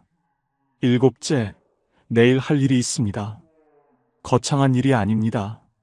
내일 도서관 가야지, 내일 친구 만나야지, 내일 청소해야지, 이런 작은 일입니다. 하지만 내일 할 일이 있으니 내일이 기다려집니다. 할 일 없는 노인은 무료합니다. 내일도 그냥 집에 있겠지. 내일도 TV만 보겠지. 내일이 안 기다려집니다. 하지만 할 일이 있으면 내일이 기다려집니다. 그게 팔자 좋은 겁니다. 여덟째, 통장에 비상금이 있습니다. 많지 않아도 됩니다. 1,000만 원 정도면 됩니다. 갑자기 돈 쓸 일이 생겨도 당황하지 않습니다. 이가 아파서 치과 가야 하면 가고, 안경이 망가져서 새로 맞춰야 하면 맞추고, 보일러가 고장나서 고쳐야 하면 고칩니다. 비상금 없는 노인은 불안합니다. 갑자기 돈 쓸 일이 생기면 자식한테 손 벌려야 합니다. 하지만 비상금이 있으면 편합니다. 그게 팔자 좋은 겁니다. 아홉째, 마음 편한 사람이 한 명 있습니다. 자식이든 친구든 이웃이든 한 명이면 됩니다. 힘들 때 전화할 수 있는 사람, 아플 때 부를 수 있는 사람, 외로울 때 만날 수 있는 사람이 한 명 있습니다. 많을 필요 없습니다. 한 명이면 됩니다. 아무도 없는 노인은 외롭습니다. 힘들어도 혼자 견디고, 아파도 혼자 버티고, 외로워도 혼자 있습니다. 하지만 한 명이라도 있으면 든든합니다. 그게 팔자 좋은 겁니다. 열째, 하루를 후회 없이 마칩니다. 저녁에 잠자리에 들 때 오늘 잘 보냈네 하고 생각합니다. 후회가 없습니다. 오늘 그 사람한테 그렇게 말할 걸, 오늘 그거 할 걸, 이런 후회가 없습니다. 오늘 할 일을 했고, 오늘 만날 사람을 만났고, 오늘 하루를 살았습니다. 그래서 편하게 잠듭니다. 후회 많은 노인은 잠을 못 잡니다. 밤마다 후회합니다. 하지만 후회 없이 사는 노인은 편하게 잠듭니다. 그게 팔자 좋은 겁니다. 이 10가지가 노후에 팔자 좋은 사람의 현실적 조건입니다. 화려하지 않습니다. 거창하지 않습니다. 하지만 살아보니 가장 중요한 것들입니다. 이 중에서 5가지만 있어도 노후는 편안합니다. 10가지 다 있으면 노후는 축복입니다. 인생은 버텨낸 사람이 아니라 자기 하루를 지킨 사람이 이깁니다. 버티는 건 괴롭습니다. 이를 악물고 버티고 참고 버티고 견디고 버팁니다. 하지만 자기 하루를 지키는 건 편합니다. 오늘 하루 내가 하고 싶은 것 하나 하고, 내가 먹고 싶은 것 하나 먹고, 내가 만나고 싶은 사람 하나 만나고, 그렇게 하루를 지킵니다. 버티는 사람은 언젠가 무너집니다. 하지만 하루를 지키는 사람은 무너지지 않습니다. 오늘 하루를 지켰으니 내일도 지킬 수 있습니다. 그렇게 하루하루 지키다 보면 1년이 되고 10년이 됩니다. 성공이 아니라 존엄이 노후의 기준입니다. 노후는 뭔가를 이루는 시간이 아닙니다. 뭔가를 지키는 시간입니다. 내 자존심을 지키고, 내 자유를 지키고, 내 하루를 지킵니다. 크게 성공하지 않아도 됩니다. 하지만 존엄은 지켜야 합니다. 누구한테 손 벌리지 않고, 누구한테 눈치 보지 않고, 내 힘으로 삽니다. 그게 존엄입니다. 그리고 그 존엄이 노후를 지킵니다. 70대가 넘어서야 깨달은 분들이 한결같이 말씀하셨습니다. 진작 알았더라면 얼마나 좋았을까 하지만 지금 이 이야기를 들으신 여러분은 다릅니다. 여러분은 그들보다 앞서 있습니다.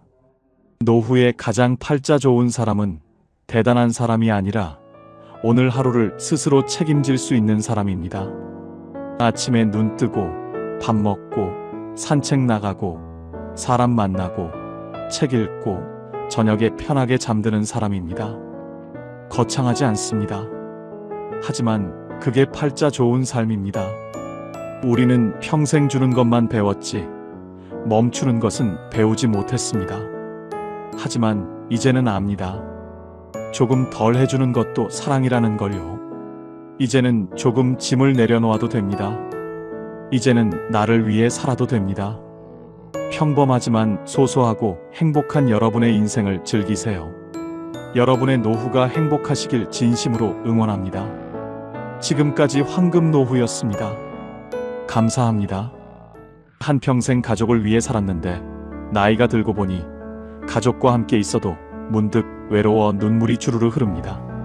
아무 이유도 없이 밥상 앞에서 거실에서 손자들이 떠드는 소리 속에서 내가 왜 이러나 싶어 얼른 고개를 돌리셨던 적이 있으십니까?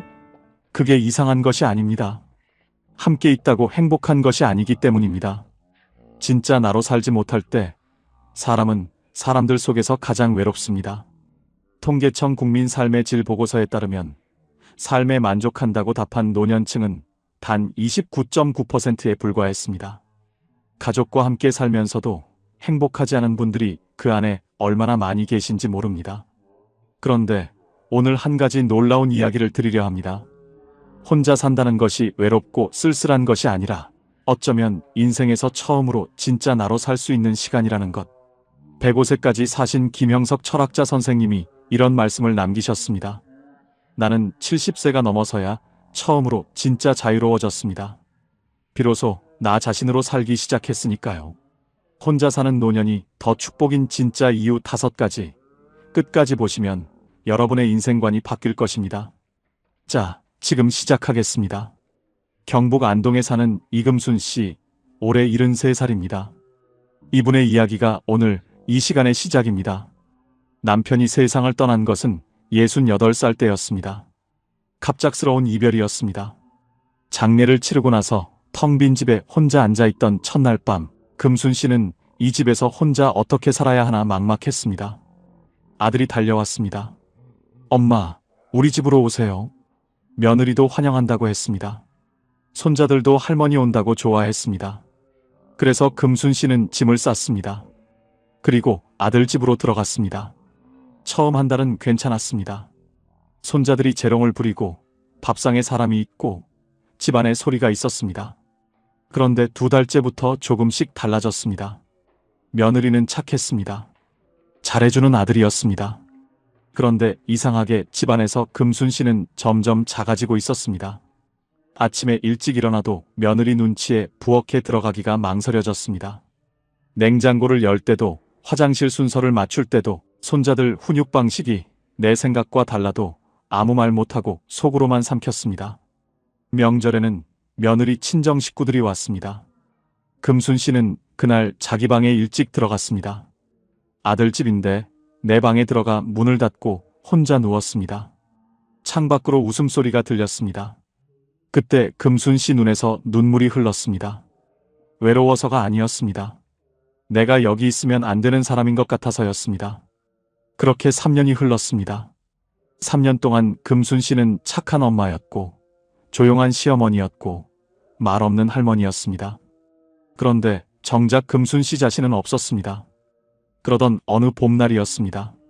동네 마트 앞에서 동갑내기 친구 박순이를 오랜만에 만났습니다. 그런데 이상했습니다. 순이가 너무 밝았습니다. 얼굴이 환했습니다. 전에 알던 그 조심스럽고 수척하던 모습이 아니었습니다. 눈이 반짝였고 걸음걸이도 가벼웠습니다. 금순 씨가 물었습니다. 야, 너 무슨 좋은 일 있어? 왜 이렇게 얼굴이 좋아? 순이가 웃으면서 말했습니다. 나 혼자 살거든. 금순 씨는 순이의 이야기를 들었습니다. 처음엔 무섭고 적적했는데 지금은 아침마다 혼자 커피 한 잔 마시는 것이 세상에서 제일 행복하다고 했습니다. 자고 싶을 때 자고, 먹고 싶은 건 먹고, 보고 싶은 TV 보고, 아무도 눈치 볼 사람이 없다고 했습니다. 아들이 가끔 오면 그렇게 반가울 수가 없다고 했습니다. 멀리서 보니까 더 예뻐 보인다고 같이 살 때는 몰랐는데 혼자 살고 나서야 아들이 얼마나 소중한지 알겠다고 했습니다. 금순 씨는 그날 집으로 돌아오면서 내내 순이 얼굴이 떠올랐습니다. 저 사람이 원래 저렇게 밝은 사람이었나? 저 얼굴이 진짜 순이 얼굴이구나. 그날 밤 금순 씨는 오래 생각했습니다. 그리고 결심했습니다. 나도 한번 살아봐야겠다. 진짜 내 방식으로. 아들에게 말했습니다. 아들은 말렸습니다. 혼자 있다가 쓰러지면 어떡하냐고. 금순 씨는 짧게 말했습니다. 나 괜찮아. 걱정 말고. 그리고 작은 아파트를 구했습니다. 이사 오던 날 저녁 짐도 다 풀지 못한 채 바닥에 앉아서 금순 씨는 혼자 웃었습니다. 이상한 기분이었습니다. 아무것도 없는데 이상하게 다 있는 것 같은 기분. 그로부터 1년이 지났습니다. 지금 금순 씨는 매일 아침 7시에 일어납니다. 혼자 밥을 짓고, 혼자 먹고, 혼자 설거지를 합니다. 오후에는 동네 복지관에서 노래교실을 다닙니다. 젊을 때부터 노래를 좋아했는데 살면서 한 번도 배워본 적이 없었습니다. 지금은 반에서 목소리가 제일 크다고 합니다. 아들이 일주일에 한 번 옵니다. 오는 날이면 금순 씨는 아들이 좋아하는 된장찌개를 끓입니다. 아들이 문을 열고 들어오면서 말합니다. 엄마, 얼굴이 왜 이렇게 좋아? 금순 씨는 웃으면서 말합니다. 나 요즘 잘 살거든. 그 말이 거짓말이 아닙니다. 진심입니다. 박순이를 마트 앞에서 만났던 그날, 금순 씨가 본 것은 친구의 얼굴이 아니었습니다. 자기가 앞으로 살 수 있는 삶이었습니다. 그리고 지금 금순 씨는 그 삶을 살고 있습니다. 자, 그렇다면 혼자 사는 노년이 왜 더 축복인지 이제 5가지 이유를 하나씩 말씀드리겠습니다. 첫 번째 이유입니다. 내 리듬으로 산다는 것. 그것이 얼마나 큰 자유인지 해보지 않은 사람은 모릅니다. 경남 통영에 사는 최봉남 씨, 올해 72살입니다. 이분은 45년을 남편의 리듬에 맞춰 살았습니다. 남편이 일찍 일어나는 사람이어서 새벽 5시에 일어나 밥을 지었습니다. 복남 씨는 아침형 인간이 아니었습니다. 그냥 그렇게 살았습니다. 남편이 술만 마시고 들어오면 화를 내고 고집을 부렸습니다. 힘들었지만 그냥 참고 살았습니다. 자상한 말 한마디 안 해주는 사람이어서 늘 외로웠지만 그냥 그렇게 살았습니다. 45년을 남편이 세상을 떠난 뒤 처음 혼자 맞이한 아침, 복남 씨는 7시에 일어났습니다. 새벽 5시가 아니라 7시에 냉장고를 열어 좋아하는 나물을 꺼냈습니다.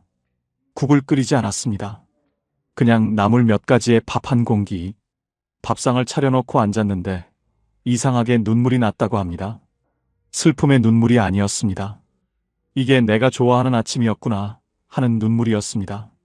45년 만에 처음으로 내가 먹고 싶은 것을 내가 먹고 싶은 시간에 먹은 것입니다. 내 리듬으로 산다는 것은 단순히 편한 것이 아닙니다. 그것은 자신을 되찾는 일입니다.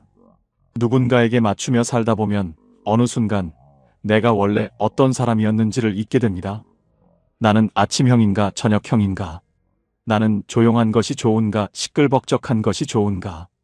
나는 국을 좋아하는가 나물을 좋아하는가? 이 사소한 것들이 사실은 나라는 사람의 본질입니다. 혼자 산다는 것은 그 본질을 다시 만나는 시간입니다. 이것이 사치처럼 느껴지신다면 50년 가까이 남의 리듬에 맞춰 사신 분이라면 이제 내 리듬을 찾는 것은 사치가 아니라 회복입니다. 혹시 지금 혼자 사시면서 이 자유가 왠지 미안하게 느껴지시는 분이 계십니까? 괜찮습니다. 미안하지 않아도 됩니다. 그 자유가 바로 여러분이 오랫동안 받아야 했던 것입니다. 두 번째 이유입니다. 관계가 오히려 더 깊어집니다. 매일 보면 당연해지고 당연해지면 소중함을 잊습니다. 충북 청주에 사는 윤말숙 씨, 올해 70살입니다. 이분은 5년 전까지 딸 가족과 함께 살았습니다. 딸이 직장에 다니는 동안 손자 둘을 봐줬습니다. 가까이 있으니 좋을 것 같았습니다. 그런데 가까이 있을수록 작은 것들이 쌓였습니다. 손자들이 말을 안 들으면 딸이 곁에서 한마디를 했습니다. 엄마가 너무 받아주지 마세요. 그 한마디가 마음에 걸렸습니다. 반찬을 만들어줘도 아이들이 안 먹으면 왠지 서운했습니다. 딸과 사위가 사소한 다툼을 해도 눈에 보이니 마음이 무거웠습니다. 모든 것이 너무 가까이 있으면 경계가 무너집니다. 그리고 경계가 무너지면 관계도 서서히 닳습니다. 윤말숙 씨는 결국 분가를 결심했고 지금은 버스로 30분 거리의 작은 아파트에 혼자 삽니다. 놀라운 일이 생겼습니다. 딸이 더 자주 연락을 합니다. 손자들이 할머니 집에 오고 싶다고 조릅니다. 함께 밥을 먹을 때가 전보다 훨씬 더 따뜻합니다. 윤말숙 씨는 이렇게 말합니다. 같이 살 때는 딸이랑 매일 봤는데 왜 그렇게 서먹했는지 몰라요. 지금은 일주일에 한 번 보는데 볼 때마다 반가워요. 같이 사는 것이 사이를 가깝게 하지 않습니다. 보고 싶을 때 보는 것이 사이를 가깝게 합니다. 매일 보면 당연해집니다. 당연해지면 감사함이 사라집니다. 감사함이 사라지면 관계는 서서히 식습니다. 반면 거리가 생기면 만남이 소중해집니다. 전화 한 통이 반가워집니다. 같이 먹는 밥 한 끼가 특별해집니다. 일본의 저명한 노년학자 히노하라 시게아키 박사는 말했습니다. 가장 건강한 노년의 관계는 적당한 거리에서 깊은 온기를 주고받는 것이다. 가까이 있되 붙어있지 않는 것. 그것이 오히려 더 오래, 더 깊게 사랑할 수 있는 방법입니다. 지금 혼자 사시면서 자식과 멀어지는 것 같아 불안하신 분이 계십니까? 멀어지는 것이 아닙니다. 더 오래 사랑할 수 있는 거리를 만드는 것입니다. 세 번째 이유입니다. 혼자 있어야 비로소 나를 만납니다. 소음이 없어야 내 안의 소리가 들립니다. 전북 전주에 사는 임순예 씨, 올해 69살입니다. 이분은 평생 조용히 살았습니다. 말이 많은 편이 아니었고 혼자 있는 것을 좋아했지만 그럴 틈이 없었습니다. 아이들이 있었고 남편이 있었고 시댁 식구들이 있었고 이웃들이 있었습니다. 집안에 늘 누군가가 있었고 늘 무언가를 해야 했습니다. 혼자가 된 첫 해는 솔직히 힘들었습니다. 집이 너무 조용했습니다. 밥을 혼자 먹는 것이 적적했습니다. TV를 켜놓고 소리라도 들어야 덜 외로웠습니다. 그런데 1년이 지나면서 달라지기 시작했습니다. 그 조용함이 조금씩 편안해졌습니다. 소음이 없어지자 오랫동안 들리지 않던 소리가 들리기 시작했습니다. 내 안의 소리였습니다. 어릴 때 좋아했던 뜨개질이 다시 하고 싶어졌습니다. 결혼하고 나서는 손댈 시간이 없었는데 문득 실과 바늘이 그리워졌습니다. 동네 문화센터에 뜨개질 수업이 있다는 걸 알고 등록했습니다. 처음에는 손이 서툴렀습니다. 그런데 코를 하나씩 떠가는 동안 마음이 차분해지는 것을 느꼈습니다. 3달 뒤에는 손자에게 줄 목도리를 완성했습니다. 손자가 그 목도리를 목에 두르고 학교에 가는 모습을 보면서 임순례 씨는 오랫동안 느끼지 못했던 뿌듯함을 느꼈습니다. 이분은 말합니다. 혼자 있으니까 내가 뭘 좋아하는지 알겠더라고요. 사람들이 많을 때는 그런 생각 자체를 못했어요. 심리학에서는 이것을 자기인식이라고 합니다. 자신이 무엇을 좋아하고 무엇을 싫어하고 무엇을 할 때 살아있다는 느낌이 드는지를 아는 것. 그런데 이 자기인식은 혼자 있는 시간이 있어야 자랍니다. 늘 누군가와 함께 있고 늘 무언가를 해야 하는 환경에서는 자신을 들여다볼 틈이 없습니다. 혼자 사는 노년은 그 틈이 생기는 시간입니다. 어쩌면 인생에서 처음으로 진짜 나 자신을 만날 수 있는 시간입니다. 오랫동안 묻어두었던 것이 있으십니까? 젊을 때 하고 싶었지만 미뤄온 것이 있으십니까? 조용한 지금 이 시간이 그것을 꺼낼 수 있는 가장 좋은 때입니다. 4번째 이유입니다. 건강을 내가 주도할 수 있습니다. 몸의 주인이 다시 나 자신이 됩니다. 강원도 강릉에 사는 박옥희 씨, 올해 74살입니다. 이분은 자녀 집에서 함께 살던 시절 건강관리를 제대로 못했습니다. 아이들이 늦게 자는 집이어서 덩달아 늦게 잤습니다. 손자들 입맛에 맞춰 요리하다 보니 짜고 단 음식을 같이 먹게 됐습니다. 며느리가 출퇴근을 해야 해서 아침에 손자 등교 준비를 도왔고 그러다 보니 아침 운동을 나갈 시간이 없었습니다. 몸이 알아서 맞춰지는 것 같았지만 사실은 서서히 무너지고 있었습니다. 허리가 더 자주 아팠고 혈압이 오르내렸고 잠을 자도 개운하지 않았습니다. 혼자 나와 살기 시작하면서 가장 먼저 한 일은 수면 시간을 고정한 것이었습니다. 10시에 자고 6시에 일어났습니다. 아무도 방해하지 않았습니다. 2번째로 한 일은 밥상을 바꾼 것이었습니다. 짠 것을 줄이고 채소를 늘리고 좋아하는 나물을 마음껏 먹었습니다. 3번째로 한 일은 아침 산책이었습니다. 매일 아침 6시 반에 집을 나서서 해변을 30분씩 걸었습니다. 강릉 바다는 계절마다 다른 얼굴을 가지고 있었습니다. 1년이 지나자 허리 통증이 줄었습니다. 혈압이 안정됐습니다. 아침에 일어나면 개운했습니다. 주치의가 물었습니다. 요즘 뭘 달리 하셨어요? 수치가 많이 좋아졌네요. 박옥희 씨는 말했습니다. 혼자 살기 시작했어요. 세계보건기구가 발표한 건강한 노화 지침에 따르면 규칙적인 수면, 균형 잡힌 식사, 꾸준한 신체 활동이 노년 건강을 결정하는 가장 핵심적인 3가지라고 합니다. 그런데 이 3가지는 모두 내가 스스로 결정할 수 있을 때 가능합니다. 누군가에게 맞춰 살면 이 3가지 중 하나도 제대로 지키기 어렵습니다. 혼자 산다는 것은 내 몸의 주인이 다시 나 자신이 된다는 것입니다.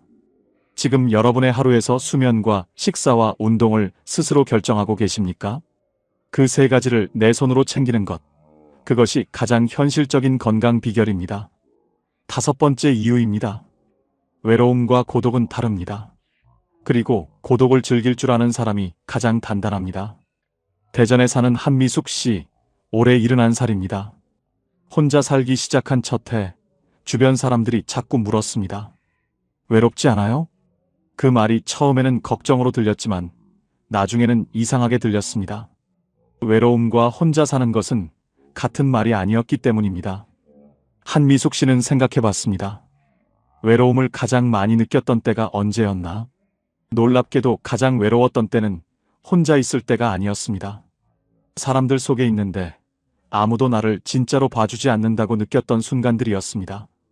북적이는 명절 상 앞에서 혼자 밥을 먹는 것 같았던 날들. 많은 사람들 사이에 있는데 내 이야기를 하는 사람은 아무도 없던 날들. 그때가 가장 외로웠습니다. 반면 혼자 있을 때의 고요함은 달랐습니다. 그것은 비어있는 느낌이 아니라 채워지는 느낌이었습니다. 좋아하는 음악을 들으며 차를 마실 때, 창밖의 빗소리를 들으며 책을 읽을 때, 아무 말 없이 그냥 앉아 하늘을 바라볼 때, 그 시간들이 오히려 자신을 더 풍성하게 만들었습니다. 철학자 쇼펜하우어는 이런 말을 남겼습니다. 자기 자신과 함께 있는 것을 즐길 줄 아는 사람만이 진정한 자유를 가진 사람이다. 고독은 텅 빈 것이 아닙니다. 고독은 나 자신으로 가득 찬 상태입니다. 외로움은 타인이 없어서 생기는 고통이지만 고독은 나 자신이 있어서 누리는 충만함입니다. 한미숙 씨는 지금도 혼자 삽니다. 그리고 이렇게 말합니다. 처음엔 혼자 사는 게 쓸쓸할 줄 알았어요. 근데 지금은 이 시간이 제일 소중해요. 드디어 나랑 친해진 것 같거든요. 지금 혼자 사시면서 외롭다는 느낌이 드신다면 한번 여쭤보고 싶습니다. 그것이 사람이 없어서 외로운 건지 아니면 아직 나 자신과 친해지지 않아서 어색한 건지. 나 자신과 친해지는 데는 시간이 걸립니다. 그런데 한번 친해지고 나면 혼자 있는 시간이 두렵지 않습니다. 오히려 그 시간이 가장 편안해집니다. 정약용 선생은 18년의 유배 생활 동안 홀로 강진 땅에 머물렀습니다. 가족과 떨어져, 벗들과 떨어져 홀로 있는 그 시간에 선생은 무너지지 않았습니다. 오히려 500여 권의 책을 쓰며 자신의 가장 깊은 곳을 만났습니다. 선생이 남긴 글 중에 이런 구절이 있습니다. 홀로 있는 시간이 있어야 사람은 비로소 자신을 알 수 있다. 홀로 있되 외롭지 않은 것. 그것이 사람이 도달할 수 있는 가장 높은 경지다. 오늘 말씀드린 5가지는 결국 하나로 이어집니다. 혼자 산다는 것은 외면당하는 것이 아닙니다. 비로소 나 자신을 향해 돌아오는 것입니다. 내 리듬을 되찾고 더 깊은 관계를 만들고 나를 발견하고 내 몸을 돌보고 고독 속에서 충만해지는 것. 그것이 혼자 사는 노년이 가진 조용하지만 강한 힘입니다. 이금순 씨는 오늘도 아침 7시에 혼자 밥상을 차립니다. 좋아하는 된장찌개에 나물 반찬. 아무도 눈치 볼 사람이 없습니다. 창밖으로 햇살이 들어옵니다. 금순 씨는 혼자 밥을 먹으면서 혼자 웃습니다. 마트 앞에서 순이를 만났던 그날, 저 사람처럼 살 수 있을까 했는데 지금 자기가 딱 그 모습이라는 걸 압니다. 오늘 5가지 이야기를 함께 들으셨습니다. 핵심을 3가지로 정리해드리겠습니다. 첫째, 혼자 사는 것은 외면이 아니라 회복입니다. 내 리듬을 되찾고 나를 다시 발견하는 시간입니다. 둘째, 관계는 거리가 생겨야 더 깊어집니다. 보고 싶을 때 보는 관계가 매일 보는 관계보다 더 따뜻합니다. 셋째, 외로움과 고독은 다릅니다. 나 자신과 친해지는 연습을 하십시오. 그것이 가장 단단한 노년의 힘입니다. 이번 주 안에 실천할 작은 숙제를 2가지 드리겠습니다. 첫째, 오늘 저녁 조용히 혼자 앉아 내가 요즘 진짜 즐거운 것이 무엇인지 종이에 적어보십시오. 거창하지 않아도 됩니다. 뜨개질이어도 좋고 라디오 듣기여도 좋고 산책이어도 좋습니다. 그것이 여러분이 다시 찾아야 할 나 자신의 단서입니다. 둘째, 자녀에게 전화할 때 먼저 이렇게 말해보십시오. 나 요즘 잘 지내. 보고 싶으면 와. 기다리는 사람이 아니라 잘 살고 있는 사람으로 먼저 서십시오. 자녀가 더 자주, 더 반갑게 올 것입니다. 오늘 이야기가 마음에 닿으셨다면 지금 사시는 지역과 함께 댓글로 한마디 남겨주세요. 혼자 사는 분들의 이야기가 또 다른 누군가에게 가장 현실적인 용기가 됩니다. 구독과 좋아요도 부탁드립니다. 여러분, 살면서 혼자가 된다는 것이 두렵지 않으셨습니까? 처음 혼자 밥을 차렸을 때, 처음 혼자 명절을 보냈을 때, 처음 아무도 없는 집으로 돌아왔을 때, 그 낯섦과 쓸쓸함을 견뎌오신 것만으로도 이미 대단하신 겁니다. 아무도 알아주지 않아도 그 하루하루를 버텨오신 그 마음이 얼마나 단단하고 귀한지 모릅니다. 그런데 오늘 이 영상을 끝까지 보신 여러분께 한 가지 말씀드리고 싶습니다. 혼자 산다는 것이 끝이 아닙니다. 오히려 진짜 나로 사는 삶의 시작입니다. 최봉남 씨는 45년 만에 처음으로 자신이 먹고 싶은 아침밥을 먹었습니다. 임순례 씨는 50년 만에 처음으로 뜨개질 바늘을 다시 잡았습니다. 박옥희 씨는 강릉 바닷바람을 맞으며 매일 아침 걷습니다. 한미숙 씨는 드디어 자기 자신과 친해졌다고 말합니다. 그리고 이금순 씨는 오늘도 혼자 밥상 앞에서 웃고 있습니다. 그분들이 찾아낸 행복은 누가 가져다 준 것이 아니었습니다. 혼자 있는 그 시간 속에서 스스로 찾아낸 것이었습니다. 오늘만큼은 조용히 스스로에게 말해보세요. 나는 혼자이지만 외롭지 않다. 나는 지금 나를 위해 살고 있다. 그 말이 아직 어색하게 느껴지신다면 괜찮습니다. 매일 조금씩 친해지면 됩니다. 자기 자신과 친해지는데 늦은 나이는 없습니다.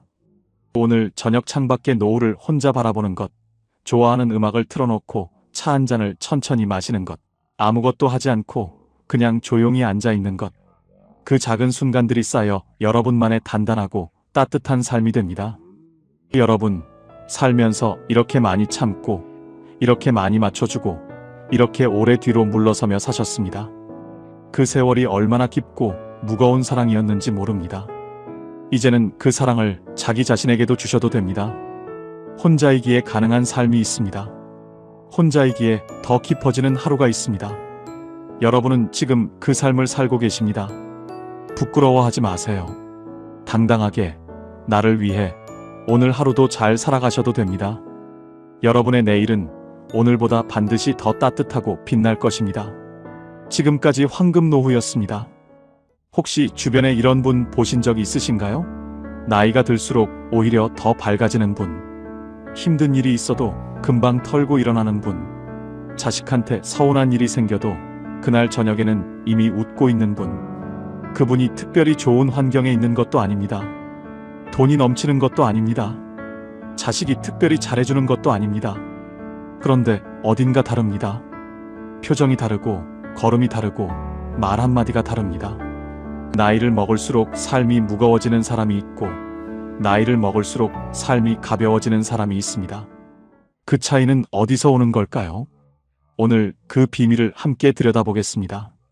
끝까지 함께 하시면 여러분은 인생의 해답을 얻으시고 일상이 달라 보일 것입니다. 경기도 성남에 사는 김영자 씨, 올해 68살입니다. 평범한 한국 어머니입니다. 25세 결혼해서 남편 뒷바라지, 아이들 키우기, 시어머니 봉양까지 자신이 하고 싶은 것은 늘 나중에 하자고 미뤄왔습니다. 젊을 때는 아이들이 어려서, 나중에 아이들이 학교 갈 때는 바빠서, 나중에 아이들이 결혼하고 나서는 며느리 눈치가 보여서 나중에, 그 나중이 어느새 68이 됐습니다. 그런데 어느 봄날 오후였습니다. 큰아들이 전화를 했습니다. 엄마, 이번 주말에 등산 같이 가요. 오랫동안 기다려온 말이었습니다. 영자 씨는 반가운 마음에 얼른 말했습니다. 그래, 우리 어디로 등산 갈까? 그랬더니 아들이 말했습니다. 아, 엄마는 시간 많잖아요. 그냥 엄마가 알아봐줘요. 그 한마디였습니다. 어차피 엄마는 시간 많잖아요. 전화를 끊고 영자 씨는 한참 동안 소파에 앉아 있었습니다. 울컥하며 눈물이 주르르 흘렀습니다. 왜 우는지 처음에는 몰랐습니다. 그냥 눈물이 났습니다. 그러다 알았습니다. 시간이 많다는 것. 아들의 그 말이 왜 이렇게 가슴 아팠는지 모릅니다. 평생 가족을 위해 희생하고 참고 시간을 썼는데 이제 내 시간은 아들조차도 귀하게 여기지 않는다는 느낌이 들었기 때문이었습니다. 내 시간은 그냥 남는 것이고 남는 것이니까 아들이 원하는 것을 찾아봐 주면 되는 것이고. 영자 씨는 그날 밤 잠을 못 잤습니다. 그런데 그날이 영자 씨에게는 전환점이 됐습니다. 그 눈물이 무엇을 의미하는지 알게 되면서 영자 씨의 삶이 완전히 달라지기 시작했습니다.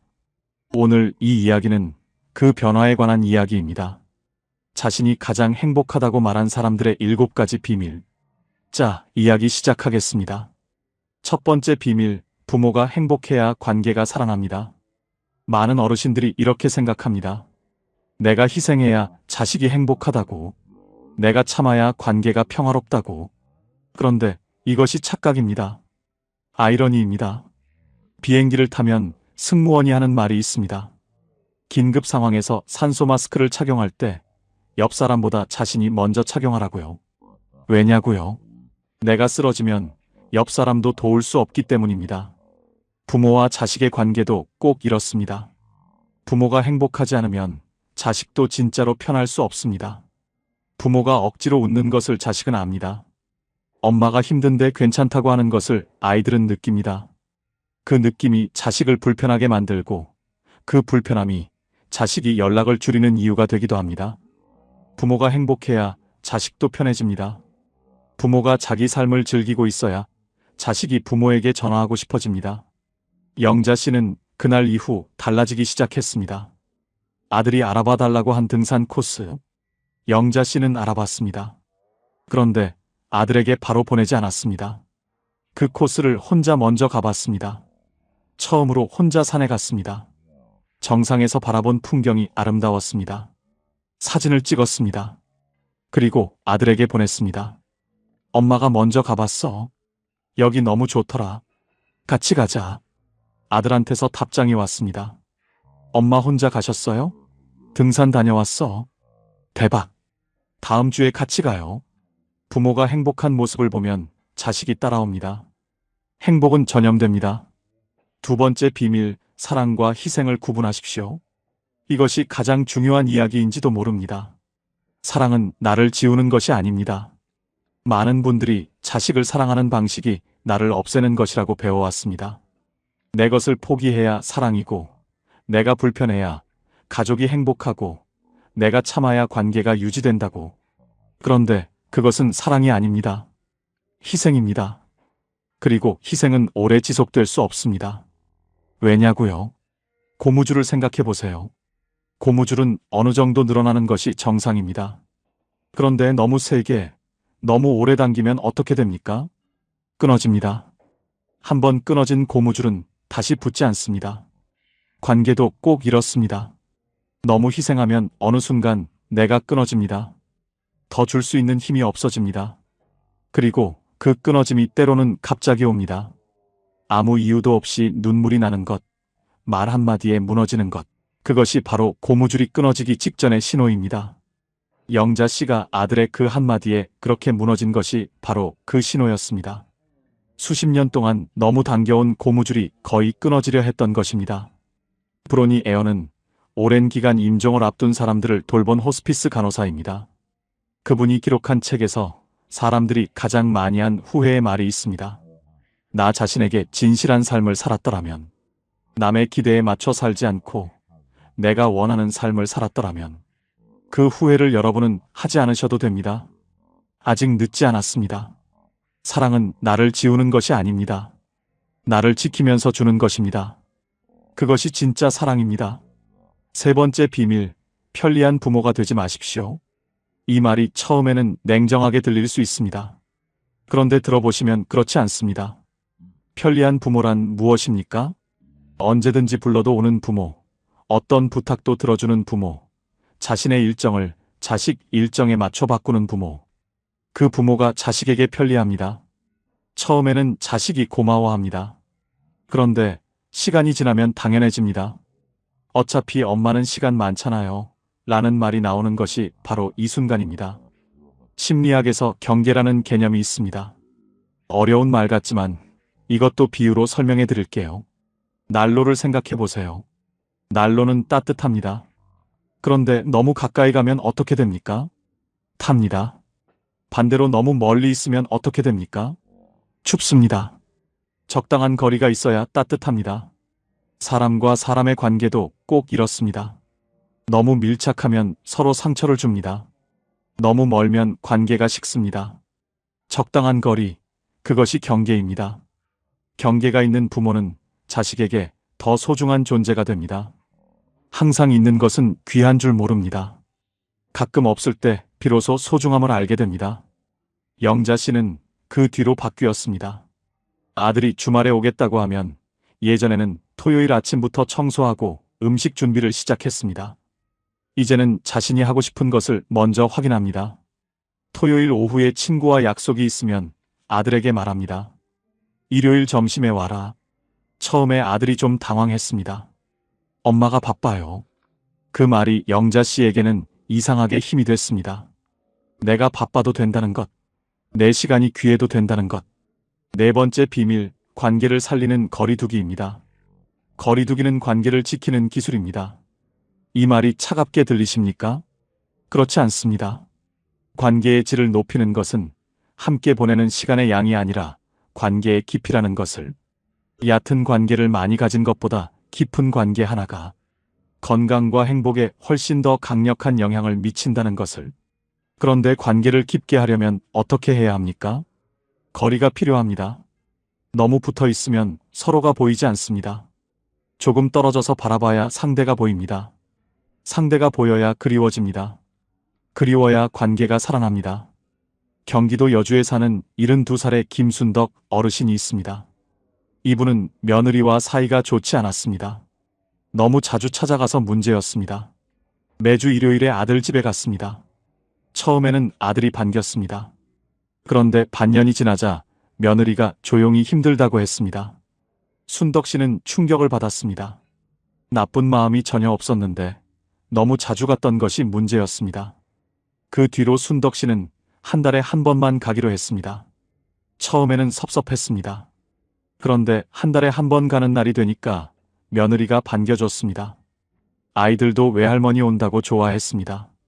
이전에는 그냥 오는 사람이었는데 이제는 기다려지는 사람이 됐습니다. 거리가 그리움을 만들었고 그리움이 관계를 살렸습니다. 다섯 번째 비밀, 오래된 감정의 빚을 탕감하십시오. 사과받지 못한 것, 이제 내가 먼저 놓아드립니다. 충남 공주에 사는 이말순 씨는 가을 오후 다락방을 정리하다가 30대에 쓴 일기장을 발견했습니다. 첫 장을 펼쳤더니 이런 글이 있었습니다. 오늘도 참았다. 시어머니한테도 참고, 남편한테도 참고, 아이들한테도 참고, 돈을 아끼느라 혼자 부엌에서 묽은 콩나물국에 밥을 말아먹으며 눈물이 주르르 흘렀다. 나는 언제쯤 내 마음대로 살 수 있을까? 그 문장 앞에서 말순 씨는 한참 멍하니 멈췄습니다. 40년 전 자신의 글씨였습니다. 손이 가늘게 떨렸습니다. 페이지를 몇 장 더 넘겼습니다. 오늘 또 울었다. 왜 우는지도 모르겠다. 그냥 눈물이 났다. 말순 씨는 그 문장에서 더 이상 넘기지 못했습니다. 일기장을 무릎 위에 올려놓고 다락방 작은 창문 밖을 바라봤습니다. 가을 하늘이 높고 파랬습니다. 그리고 이런 생각이 들었습니다. 나는 이걸 왜 이렇게 오래 들고 살았을까? 일기장만이 아니었습니다. 그 안에 담긴 억울했던 기억들, 참았던 말들, 끝내 못다한 이야기들. 다락방 상자 깊숙이 넣어두고 살았지만 사실은 한 번도 내려놓은 적이 없었습니다. 몸은 이른이 됐는데 마음은 그 30대의 무게를 여전히 들고 있었습니다. 서울대학교 심리학과 연구에 따르면 오래된 분노와 억울함을 반추하는 습관은 수면의 질을 낮추고 혈압을 높이며 면역 기능을 저하시킨다고 합니다. 용서는 도덕적 선택이 아닙니다. 내 몸을 살리는 선택입니다. 말순 씨는 그날 일기장을 버릴 것 봉투에 넣었습니다. 처음으로 손에서 떠나보내는 그 순간 이상하게 눈물이 났습니다. 슬픔의 눈물이 아니었습니다. 뭔가를 오래 들고 있다가 내려놓을 때 나오는 그런 눈물이었습니다. 여섯 번째 비밀, 작은 것에서 기쁨을 찾습니다. 크고 특별한 것이 아니라 오늘 이 순간 이미 행복이 있습니다. 영자 씨가 달라지기 시작하면서 한 가지 습관이 생겼습니다. 매일 저녁 잠들기 전에 오늘 좋았던 것 3가지를 적는 것이었습니다. 처음에는 쓸 것이 없을 것 같았습니다. 그런데 막상 찾아보니 있었습니다. 오늘 아침 커피가 맛있었다. 오후에 창가에 햇볕이 들었다. 저녁에 좋아하는 드라마를 봤다. 별것 아닌 것들이었습니다. 그런데 그것들을 공책에 쓰다 보니 하루가 생각보다 좋은 것들로 가득 차 있었다는 것을 알게 됐습니다. 그냥 못 보고 지나쳤을 뿐이었습니다. 이 이야기 속에 담긴 심리학적 설명을 해드릴게요. 인간의 뇌는 기본적으로 나쁜 것에 더 민감하게 반응하도록 설계되어 있습니다. 이것을 부정편향이라고 합니다. 좋은 일 10가지와 나쁜 일 1가지가 있으면 뇌는 나쁜 일 하나를 훨씬 더 크게 기억합니다. 위험을 피하기 위한 본능입니다. 그런데 이 본능 때문에 우리는 좋은 것들을 지나치고 나쁜 것들에만 집중하게 됩니다. 감사일기는 이 뇌의 습관을 바꾸는 훈련입니다. 매일 좋은 것을 찾는 연습을 하면 뇌가 점점 좋은 것을 먼저 보도록 바뀝니다. 안경 렌즈를 바꾸는 것처럼 세상을 보는 눈이 달라집니다. 7번째 비밀, 돈은 나의 행복을 위해 씁니다. 전남 나주에 사는 75세 오정임 어르신이 있습니다. 이분은 평생을 절약하며 살았습니다. 자식들 대학 학비, 결혼 비용, 집 마련 보태는 것까지. 자신은 한 번도 비싼 것을 사본 적이 없었습니다.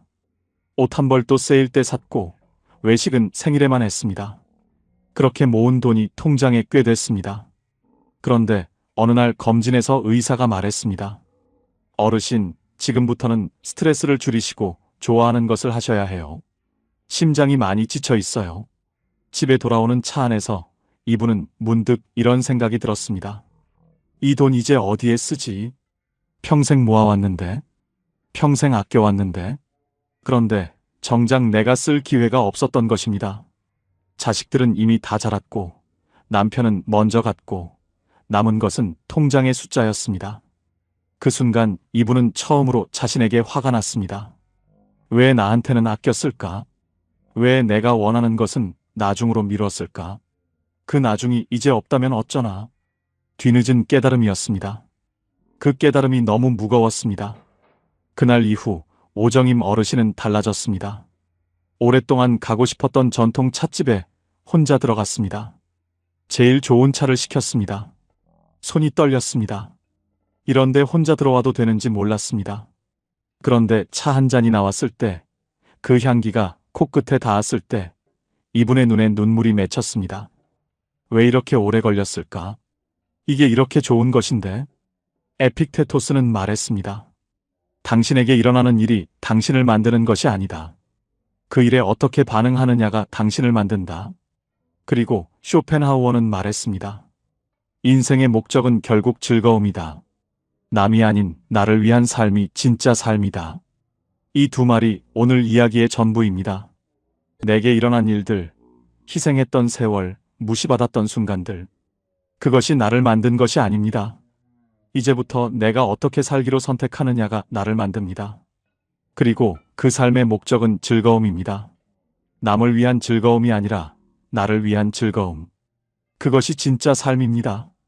영자 씨 이야기로 돌아가겠습니다. 그 봄날 전화를 끊고 소파에 앉아 울었던 영자 씨가 지금은 달라졌습니다. 매주 화요일 오전에 동네 수채화 모임에 나갑니다. 젊을 때부터 그림을 배우고 싶었는데 항상 나중에 하자고 미뤘습니다. 이제 합니다.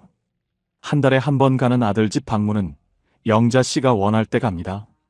아들이 와달라고 해도 그날 다른 일정이 있으면 다른 날을 잡습니다. 처음에 아들이 어색해했습니다. 엄마가 왜 이렇게 됐지 하는 표정이었습니다. 그런데 2달이 지나자 달라졌습니다.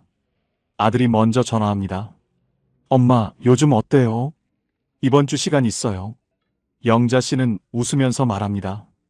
왜? 보고 싶어? 아들이 말합니다. 네, 보고 싶어요. 부모가 행복해야 자식이 찾아옵니다. 부모가 자기 삶을 살아야 자식이 그 삶이 궁금해집니다. 이제는 자식의 엄마가 아니라 내 인생의 주인으로 살아갑니다.